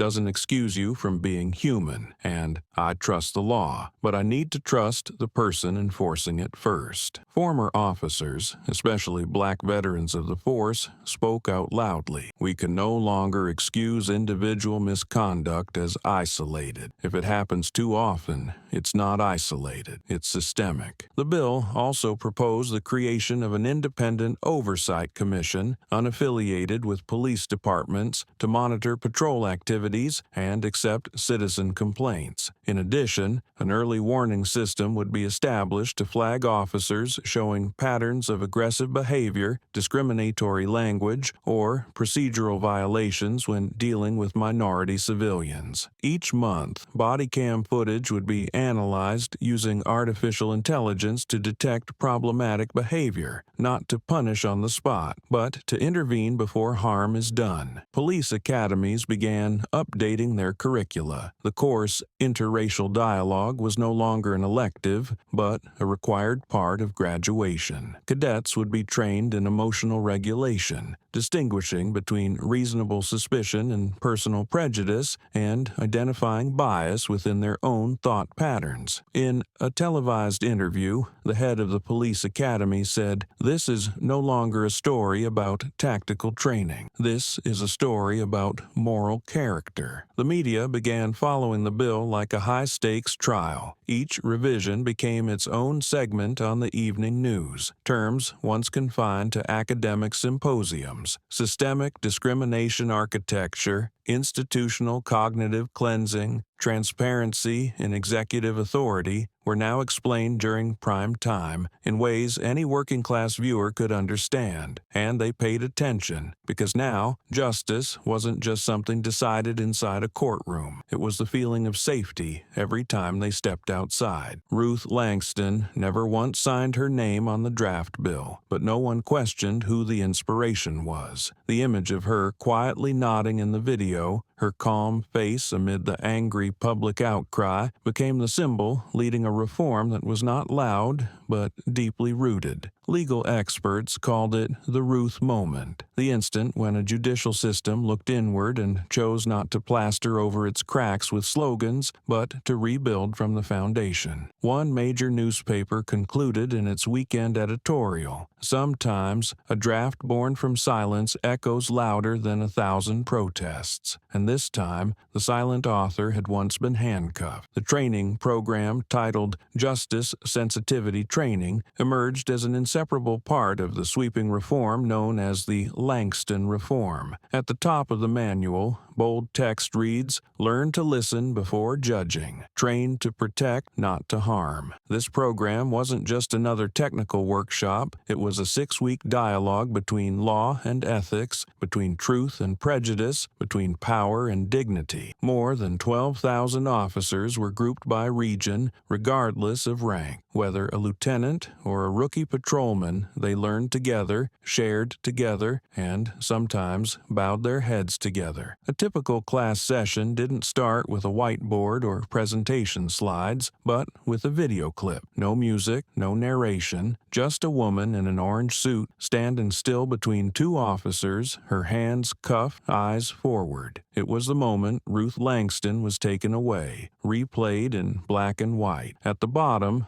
a small caption appeared, "Justice, unrecognized." Attendees of the first session admitted that many couldn't look directly at the screen for the first few seconds. The silence in the training room was so thick people could hear the rhythm of their own heartbeat. Each lesson in the course revolved around reenactments of real incidents. Participants didn't role-play as officers. They played the ones who stopped without cause, questioned in silence, judged by their skin color or accent. A former FBI supervisor, now the academic director of the program, made it clear, if you want to learn how to stop abuse of power, you have to know what it feels like to be abused by it. At the end of each class, officers had to write a reflection on the concept of justice through someone else's eyes and read it aloud. For many, it was the first time they had to shed the uniformed identity and see themselves simply as human, fallible, and in need of learning. learning. In a small auditorium in the western part of the state, a seasoned officer teared up as he read aloud, "I used to think I was protecting people, but if they're afraid every time I show what exactly am I protecting?" The instructor said nothing, only held up a sheet of paper with Ruth Langston's quote from her first press conference. "I don't ask to be treated differently. I ask to be seen as someone who knows the law, not as someone judged before she even speaks." Every page of the training manual included a short quote from Ruth. No name,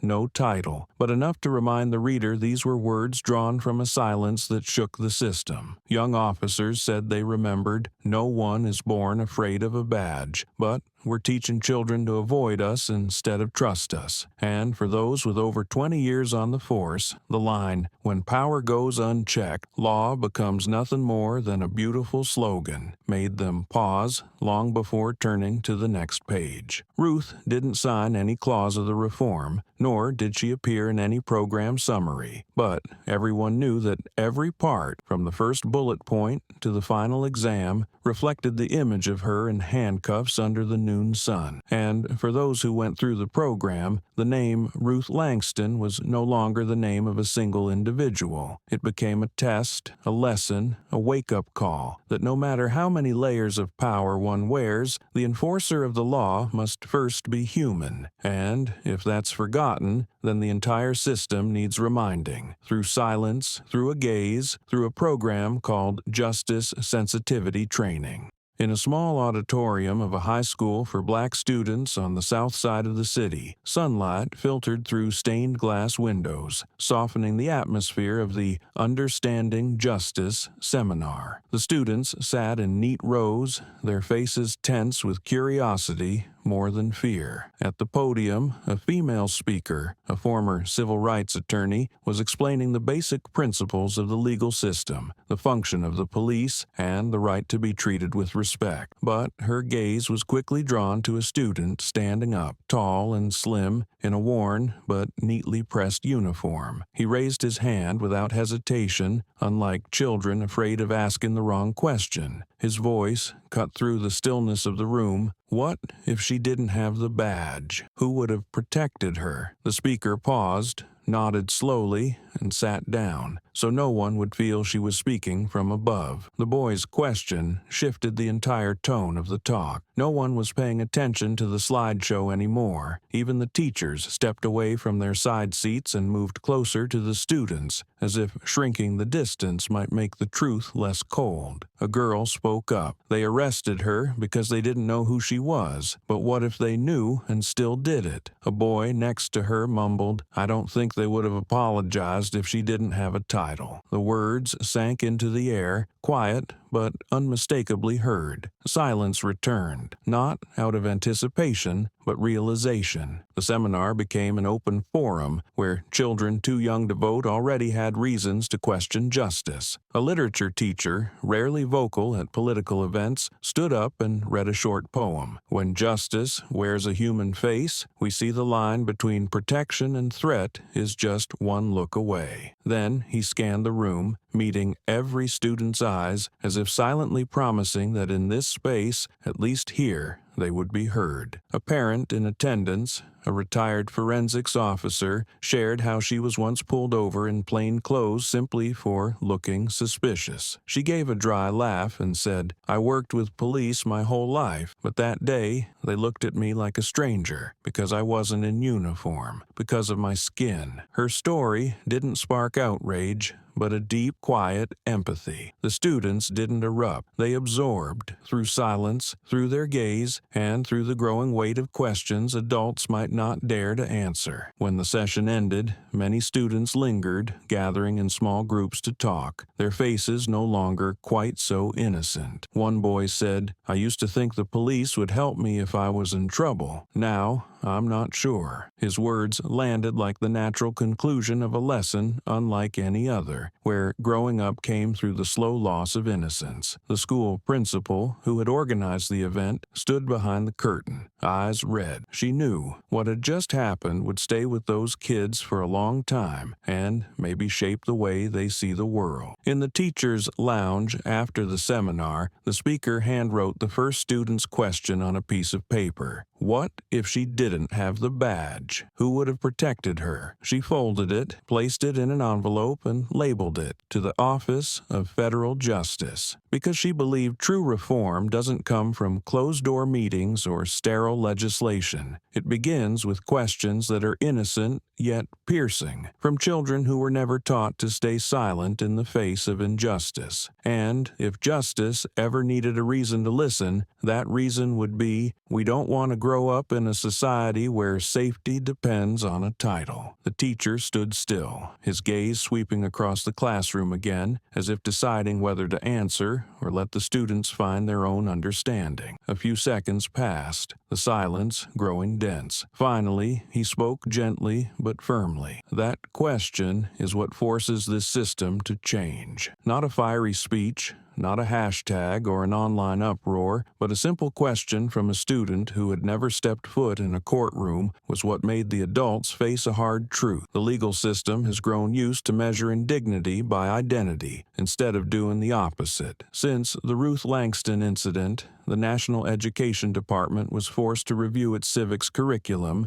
realizing that lessons on rights and responsibilities had never reached the deepest layers, where prejudice can hide behind a badge, where the victim might be the one tasked with upholding the law. Not long after, Ruth Langston's name appeared in the official teaching materials for civics classes across several states. But instead of simply recounting the event like an old news clip, teachers were instructed to approach it through the lenses of ethical analysis, systemic bias, and the power of silent resistance. In another classroom, in an eastern suburb, a young teacher opened the lesson with the question, if you were the one filming at the airport that day, would you have posted the video? Why or why not? The class froze. One student raised her hand. I'd be scared because the police could track me down. But if I didn't post it, no one would know what happened. Another boy chimed in. If she weren't the Chief Justice, would the video have gone viral? These questions had no model answers, but they triggered a new way of thinking, a kind that education has long avoided out of fear it might shake trust in the system. But now, that shake felt necessary, like a gust of wind toppling an old flag so a new one could be raised. Ruth didn't attend any classes, didn't speak at any forums, but her presence was more visible than ever in every case study, every critical thinking question, and every reenacted video clip played in class. A group of law students hosted a workshop titled The Ruth Langston Incident: Bias, Power, and Civil Courage, drawing over 500 online attendees in its first session. They weren't looking to assign blame, but to understand how power operates and how a system can derail in a single, unfeeling moment. At a closed meeting of curriculum advisors, a scholar of civic education stated, "We've spent too much time teaching patriotism and obedience to the law, and not enough showing students how to recognize when the law itself is being bent by those in power." The Ruth Langston case became a vivid example, not just a warning about fear, but a spark to inspire a generation bold enough to ask questions. When the updated civics curriculum was released, the opening line read, "We study the law not only to obey it, but to know when it must be reminded of its limits." In the footnote section, a small line appeared. Reference, the Ruth Langston Incident, Federal Commission on Human Rights. For students, that name no longer referred to a single person. It was a collective memory of the moment a badge was disregarded, and became the mirror that forced an entire system to start over, this time with those once excluded finally present at the table.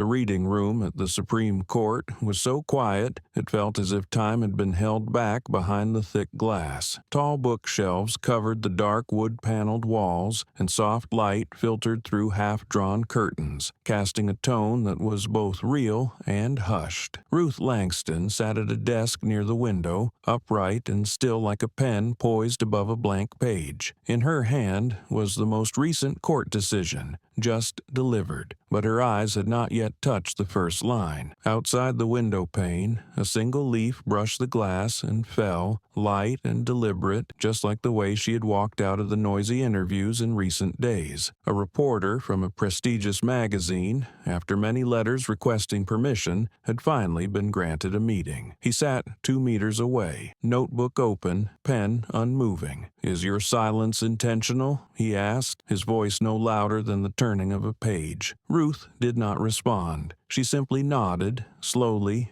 deeply, without any other expression. To outsiders, that nod might have seemed cold, but to those who had worked with her, it was a door slightly ajar, just enough to glimpse the precision behind a decision measured down to each breath. Since leaving the police station, Ruth had not spoken to the press, had made no public statements, and had commented on none of the post-crisis policies affecting the sector. Some colleagues worried for her, others called it a composed strategy, but the ones who understood Ruth best, the very ones who had once underestimated her, were beginning to feel the weight of that silence. Each time the media revisited the incident, the image they showed was not of an angry face or tearful eyes. It was of an unblinking gaze, lips gently closed and a still hand on the table, as if the entire legal system was being held in place by a single touch. On social media, countless posts began sharing candid photos of Ruth at later court sessions. The common caption read, "She said nothing, and that's why everyone heard her." A journalist once known for sharp analysis wrote, "Never has silence unraveled the media like this.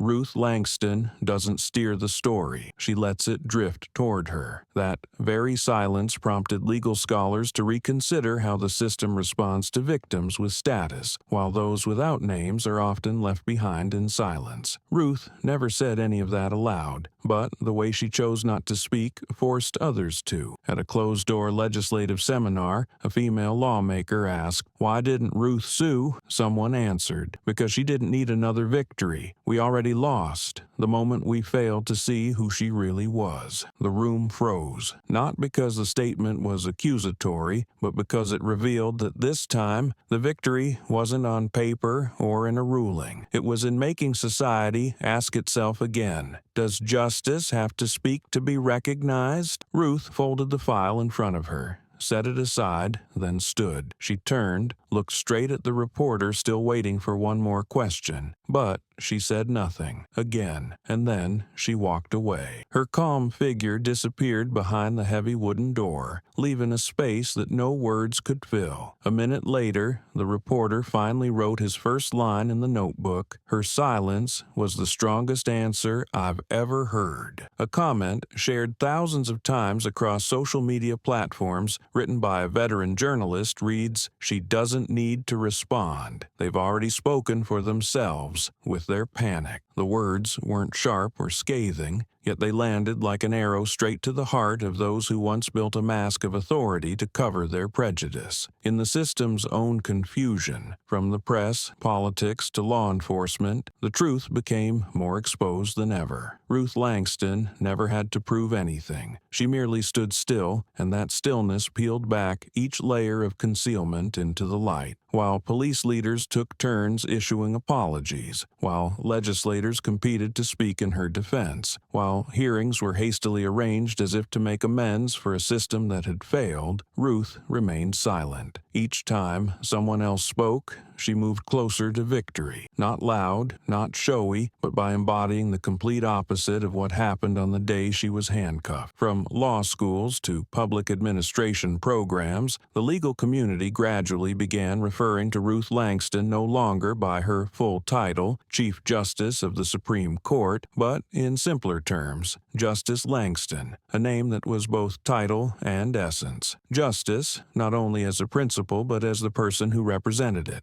Academic presentations analyzing her response were incorporated into ethics curricula. She did not refute, did not resist, but made all of society question itself. That's how she taught justice, through presence alone, a Harvard professor observed at a symposium. Those who once doubted or tried to avoid accountability slowly realized there was nowhere left to hide. When a victim stays silent and the entire country still finds itself forced into conversation, it is no longer just a case, it is a turning point. Ruth became a symbol of a power that did not need to scream to be acknowledged. She was like a still mirror, yet one that reflected most clearly the true face of those who once saw her through the lens of bias. Many began to hang her portrait in their offices, accompanied by a quote now considered iconic: "I am not asking for an apology. I am asking for an explanation." That line was never repeated by her again, but those present at the time still recall her eyes as she said it, not loud,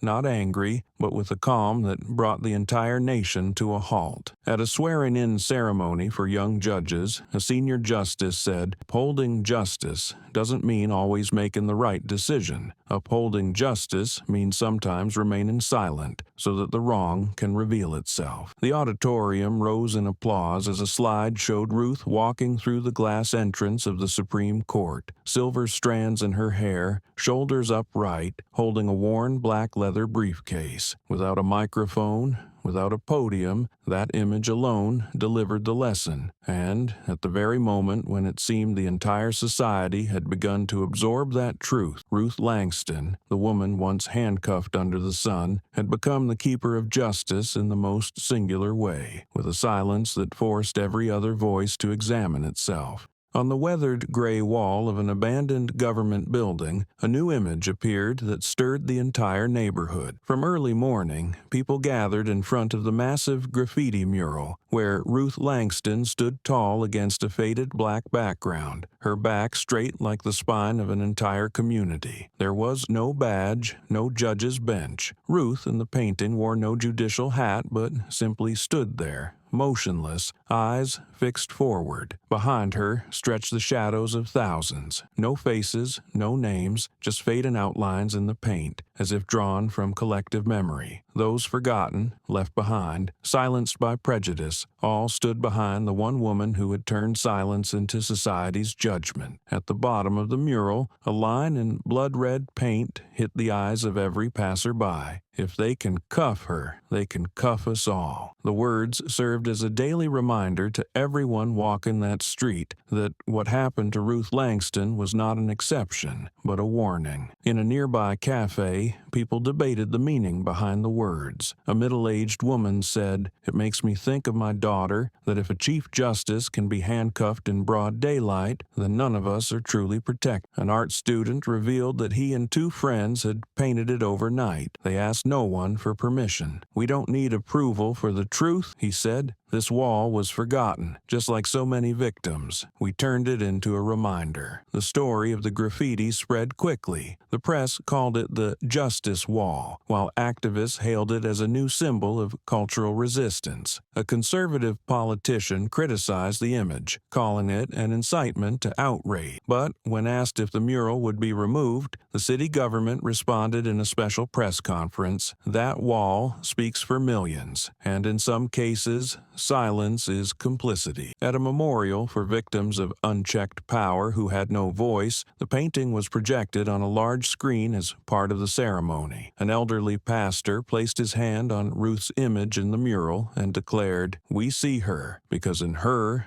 we see ourselves." No one mentioned the names of the two officers who arrested her. No one spoke of the handcuffs or the hearing. Everything now pointed to one symbol. One person standing against the wall, with anonymous souls behind her and a questioning society in front. How long have we remained silent as justice was distorted? People began visiting the mural to take photos, but not to post online, rather to keep for themselves. An image, a phrase, a message, a question with no answer. On the rough bricks near the base of the wall, someone in small white paint added another line. "Justice is not a title, it's a mirror. Justice is not a position, it is a reflection of the very society that created it." And in that moment, when a wall became a symbol, Ruth Langston became the name no one dared to forget. The painting on that old wall no longer stayed in the small neighborhood where it was born. It had been photographed, enlarged, shared, and replicated across all social media platforms. Soon after, international news outlets began reporting on it, from The Guardian in London to Le Monde in Paris, from CNN to Al Jazeera, each offering a different perspective but all acknowledging one thing: the image of Ruth Langston standing upright, with nameless figures behind her, had crossed borders to become a globally recognized work of art. The New York Times called it the wall that awakened, emphasizing how rare it was for a single piece to carry both such visual force and such clear social meaning. The painting needed no explanation. It shouted through every rough but deliberate stroke. A well-known art critic wrote, "That mural doesn't let you look away. It locks eyes with you, as if asking, whose side are you on when justice is handcuffed?" At an exhibition in Berlin, the image was printed life-sized and placed at the center of the gallery. Visitors paused, staring into Ruth's painted eyes, then quietly took notes or stood in silence for long stretches. A young, brown-skinned girl in the corner tugged her mother's hand and whispered, "Mom, was she scared?" The mother gently squeezed her daughter's hand and answered, "She was scared like we are." But she stood still. That was enough to silence the entire room. Universities in sociology, political science, and art began incorporating the work into their lectures, analyzing every brushstroke, compositional angle, symbolic language, and the story behind it. Some students saw it as a symbol of quiet action, the idea that sometimes the only way to fight is to stand still and let others witness the absurdity. Others saw in it a new version of the Statue of Liberty, a symbol for a different era, bearing the shadows of those once overlooked. Not long after, a prominent museum in New York announced it would add an official replica of the painting to a collection titled The Modern History of Awakening. In a press release,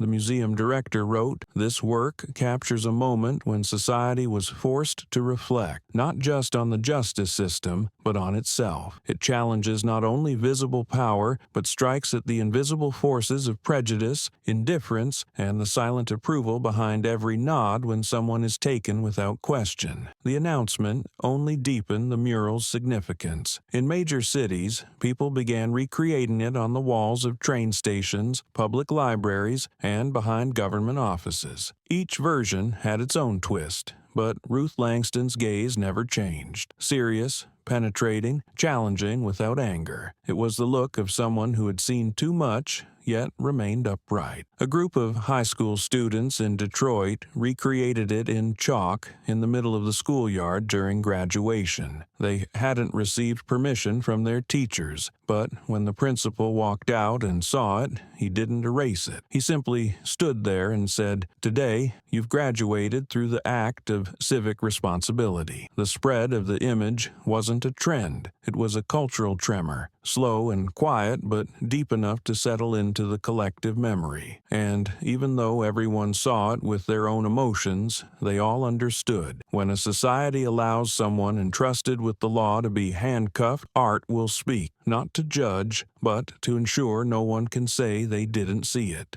A new generation of law students came of age in the aftermath of the Ruth Langston incident, not through rote lectures, but through genuine shock and awakening. They called themselves Langston's Line, a name chosen not just to honor the woman who stood tall under the contemptuous gaze of power, but to mark a different path, one sharper, more deliberate, and clear about where the boundaries of justice lie. At the graduation ceremony of a prestigious East Coast law school, the entire class refused to wear traditional caps. Instead, they walked the stage with a small emblem pinned to their gowns, a broken handcuff between two scales. The commencement speech was replaced with a collective declaration. "We did not study law to act like power, but to become its limit." That sentence spread quickly beyond the campus gates, becoming the opening quote in many lectures, a slogan printed on textbook covers, and a topic of debate in legal conferences across the country. These students did not see themselves as heirs to greatness. They saw themselves as the consequence of neglect. They did not treat law enforcement as the enemy, but as a machine long overdue for ethical maintenance. In symposiums, they spoke not from chapters but from scenarios. If a black woman is arrested at a private landing site, what is the first question we should ask? The answer was not in the textbooks,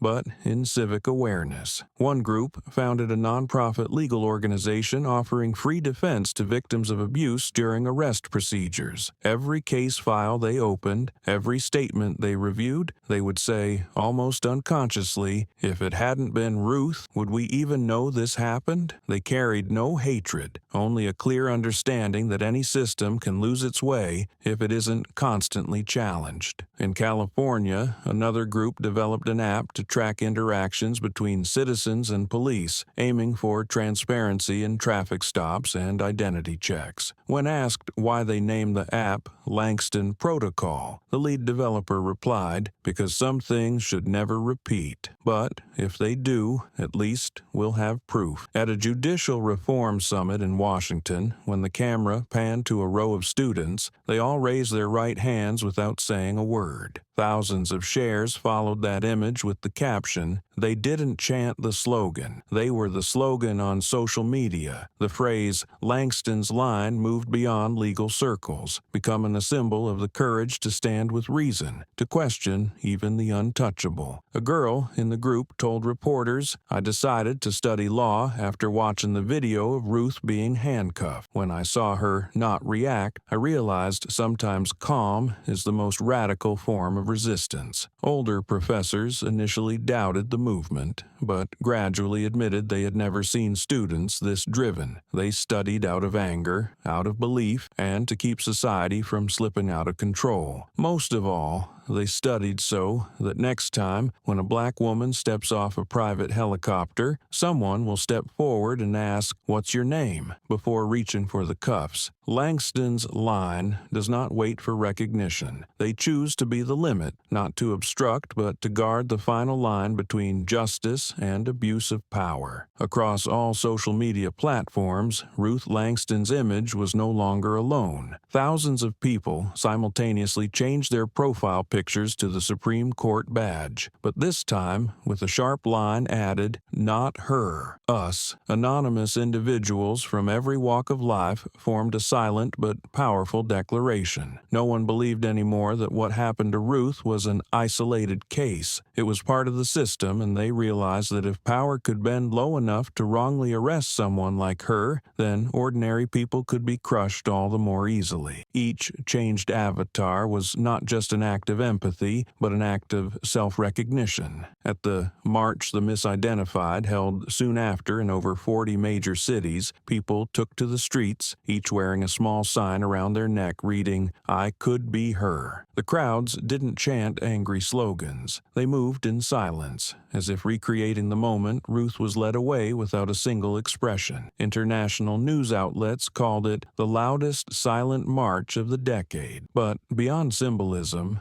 the event sparked something larger, a shift in how power was perceived. Where once power meant badges, force, and signed orders, now it was being redefined through responsibility, through boundaries, and above all, through the question, who authorizes power and whom does it serve? Academics launched public seminars under the name Reframing Power, inviting sociologists, legal experts, and even former law enforcement officers to debate. In one session, a black female professor stated, "When someone like Ruth Langston is disrespected, it's not because she lacks authority. It's because the system has forgotten how to recognize moral power." That sentence quickly became the lead quote in numerous think pieces and was printed on posters for student conferences. At a Southern university, a group of law students hosted a photo exhibition titled "Power Misunderstood," collecting cases of abuse, both known and forgotten, all pointing to one one message: power without accountability becomes violence. Small actions began to ripple outward. An internal review system was revised at several police departments to include assessments on emotional response and implicit bias. New rules guaranteed immediate response rights for detained individuals. Mandatory, soft power training for officials was added to civil service programs. But more than procedures, society itself had shifted. People no longer saw power as something handed down, but as a two-way trust. They began to question, to scrutinize, to document, not to oppose, but to keep power within its rightful limits. And in doing so, they reclaimed something long forgotten: that justice doesn't reside in a title, but in how a society treats its most vulnerable. Ruth Langston never asked to become a symbol, but a broken system made her the face of an awakening. And when people everywhere placed the words, "not her, us," beneath her badge, they affirmed that this story did not end in a courtroom or a speech, but marked the beginning of a new definition of power, one held accountable by the very people it exists to protect.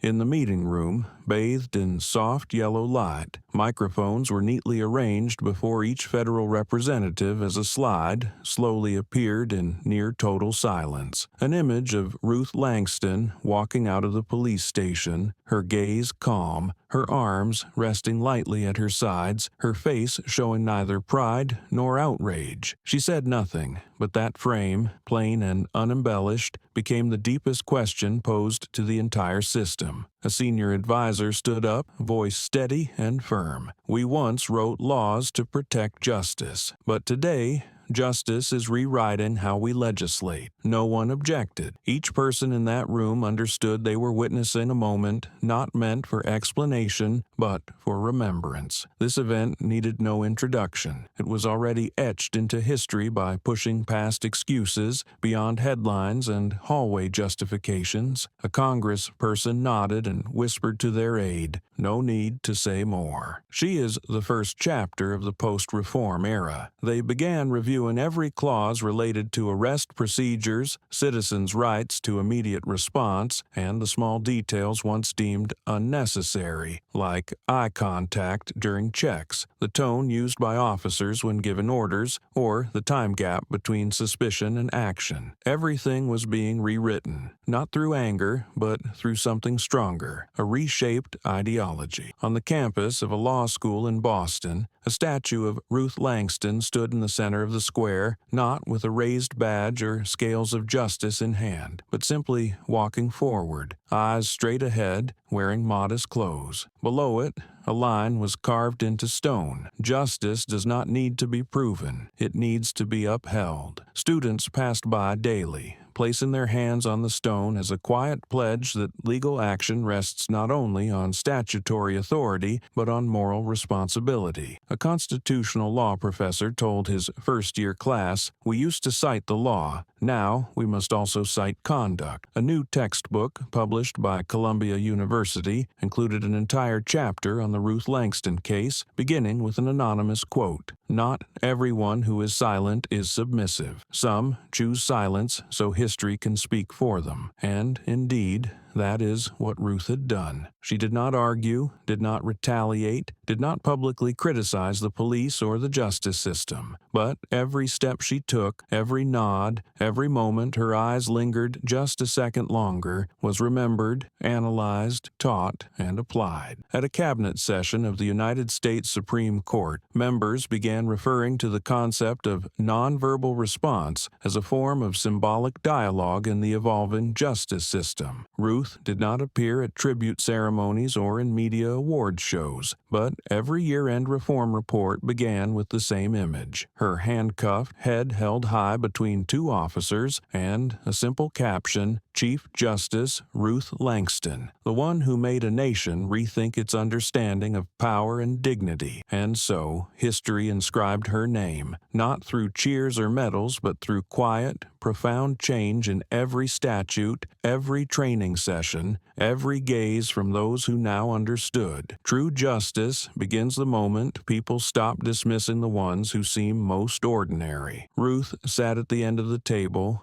posture upright but unassuming, one hand resting lightly on the dark wooden surface, a folder in front of her that had remained unopened throughout the meeting. She didn't take notes, didn't speak, didn't turn or gesture like the others often did during a federal-level discussion. Yet the entire room seemed pulled toward an invisible force emanating from where she sat. Every glance, whether fixed on the presentation screen or on figures printed on paper, would slowly return to her, as if Ruth's presence was a mirror reflecting what they themselves could not do: remain silent, yet make the system speak. She didn't need to revisit the P because see that had already become something others had to remind themselves of daily. The wrongful arrest from that year needed no memorial, no plaque, no academic symposium. It lived in the hesitation before giving an order to a woman of color, in the way officials adjusted their tone when asking questions, in the extra pause an officer now took to truly look at a badge or into the eyes of the person they were about to cuff. These changes didn't stem from speeches or slogans, but from the weight of an image etched deep in the national memory. A woman who never raised her voice,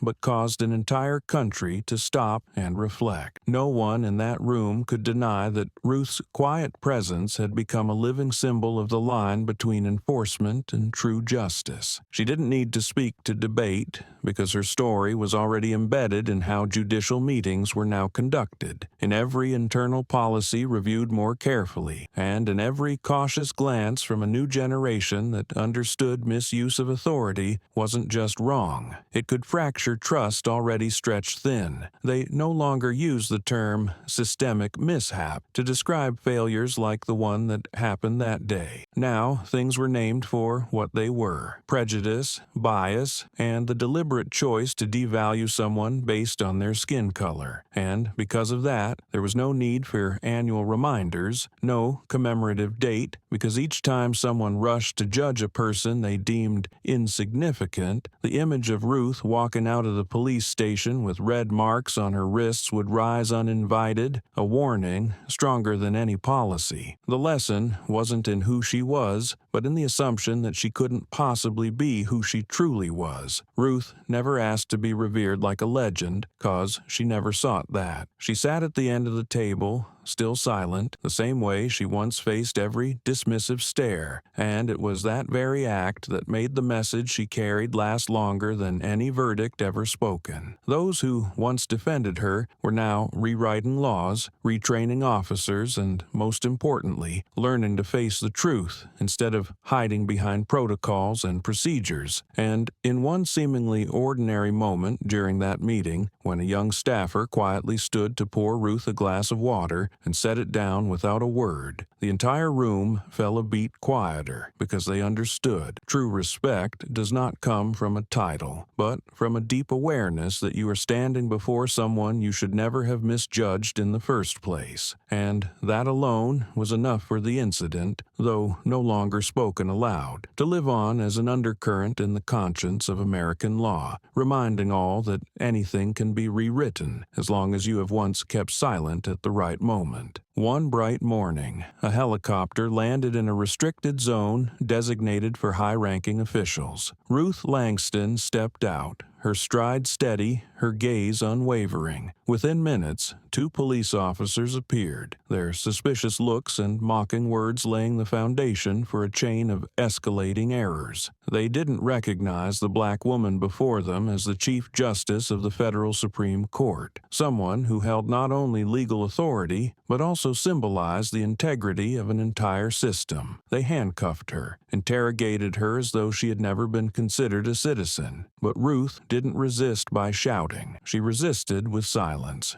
with her eyes, and by letting them dig deeper into the pit of prejudice they didn't even realize they were digging. When her identity was revealed, a shockwave rippled across society. Social media erupted, and the press questioned the role and ethics of those entrusted with enforcement. Clips of her arrest spread like wildfire, turning an act of arrogance into a permanent mark on the national conscience. Protesters gathered, civil rights groups spoke out, emergency meetings were held, investigations were reopened, and this time, no one was allowed to look away. Ruth did not demand justice for herself. She appeared before the public with only a few words, sharp as a scalpel, cutting into the truth. "I am not asking for an apology. I'm asking for an explanation from the nation." That statement was more than a counterattack. It was a mirror held up to a system justifying wrongdoing with soulless procedural excuses. She didn't ask for pity, and she didn't want reverence. She simply stood still, forcing the system to see itself reflected in the quiet she held. A special hearing was convened, confessions cracked open, old records were re-examined, and officials once protected were now held accountable. The legal system began to shift. New clauses were added, and training programs were launched, focusing on justice awareness and bias recognition. A bill named the Langston Reform was introduced, marking a move from reactive to proactive reform in law enforcement. But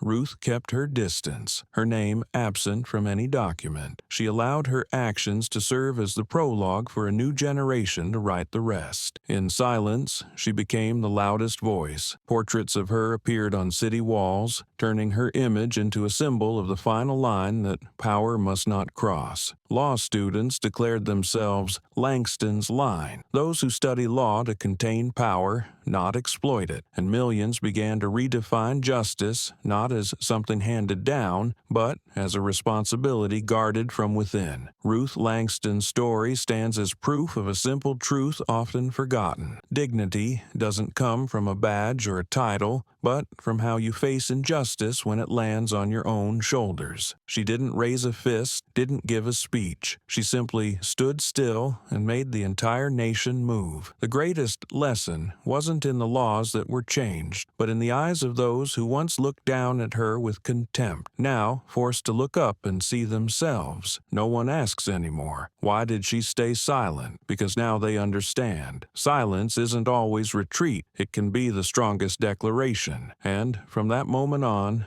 no one could approach a black woman with suspicion without remembering Ruth Langston, the woman who turned a wrongful arrest into the quiet collapse of an entire system.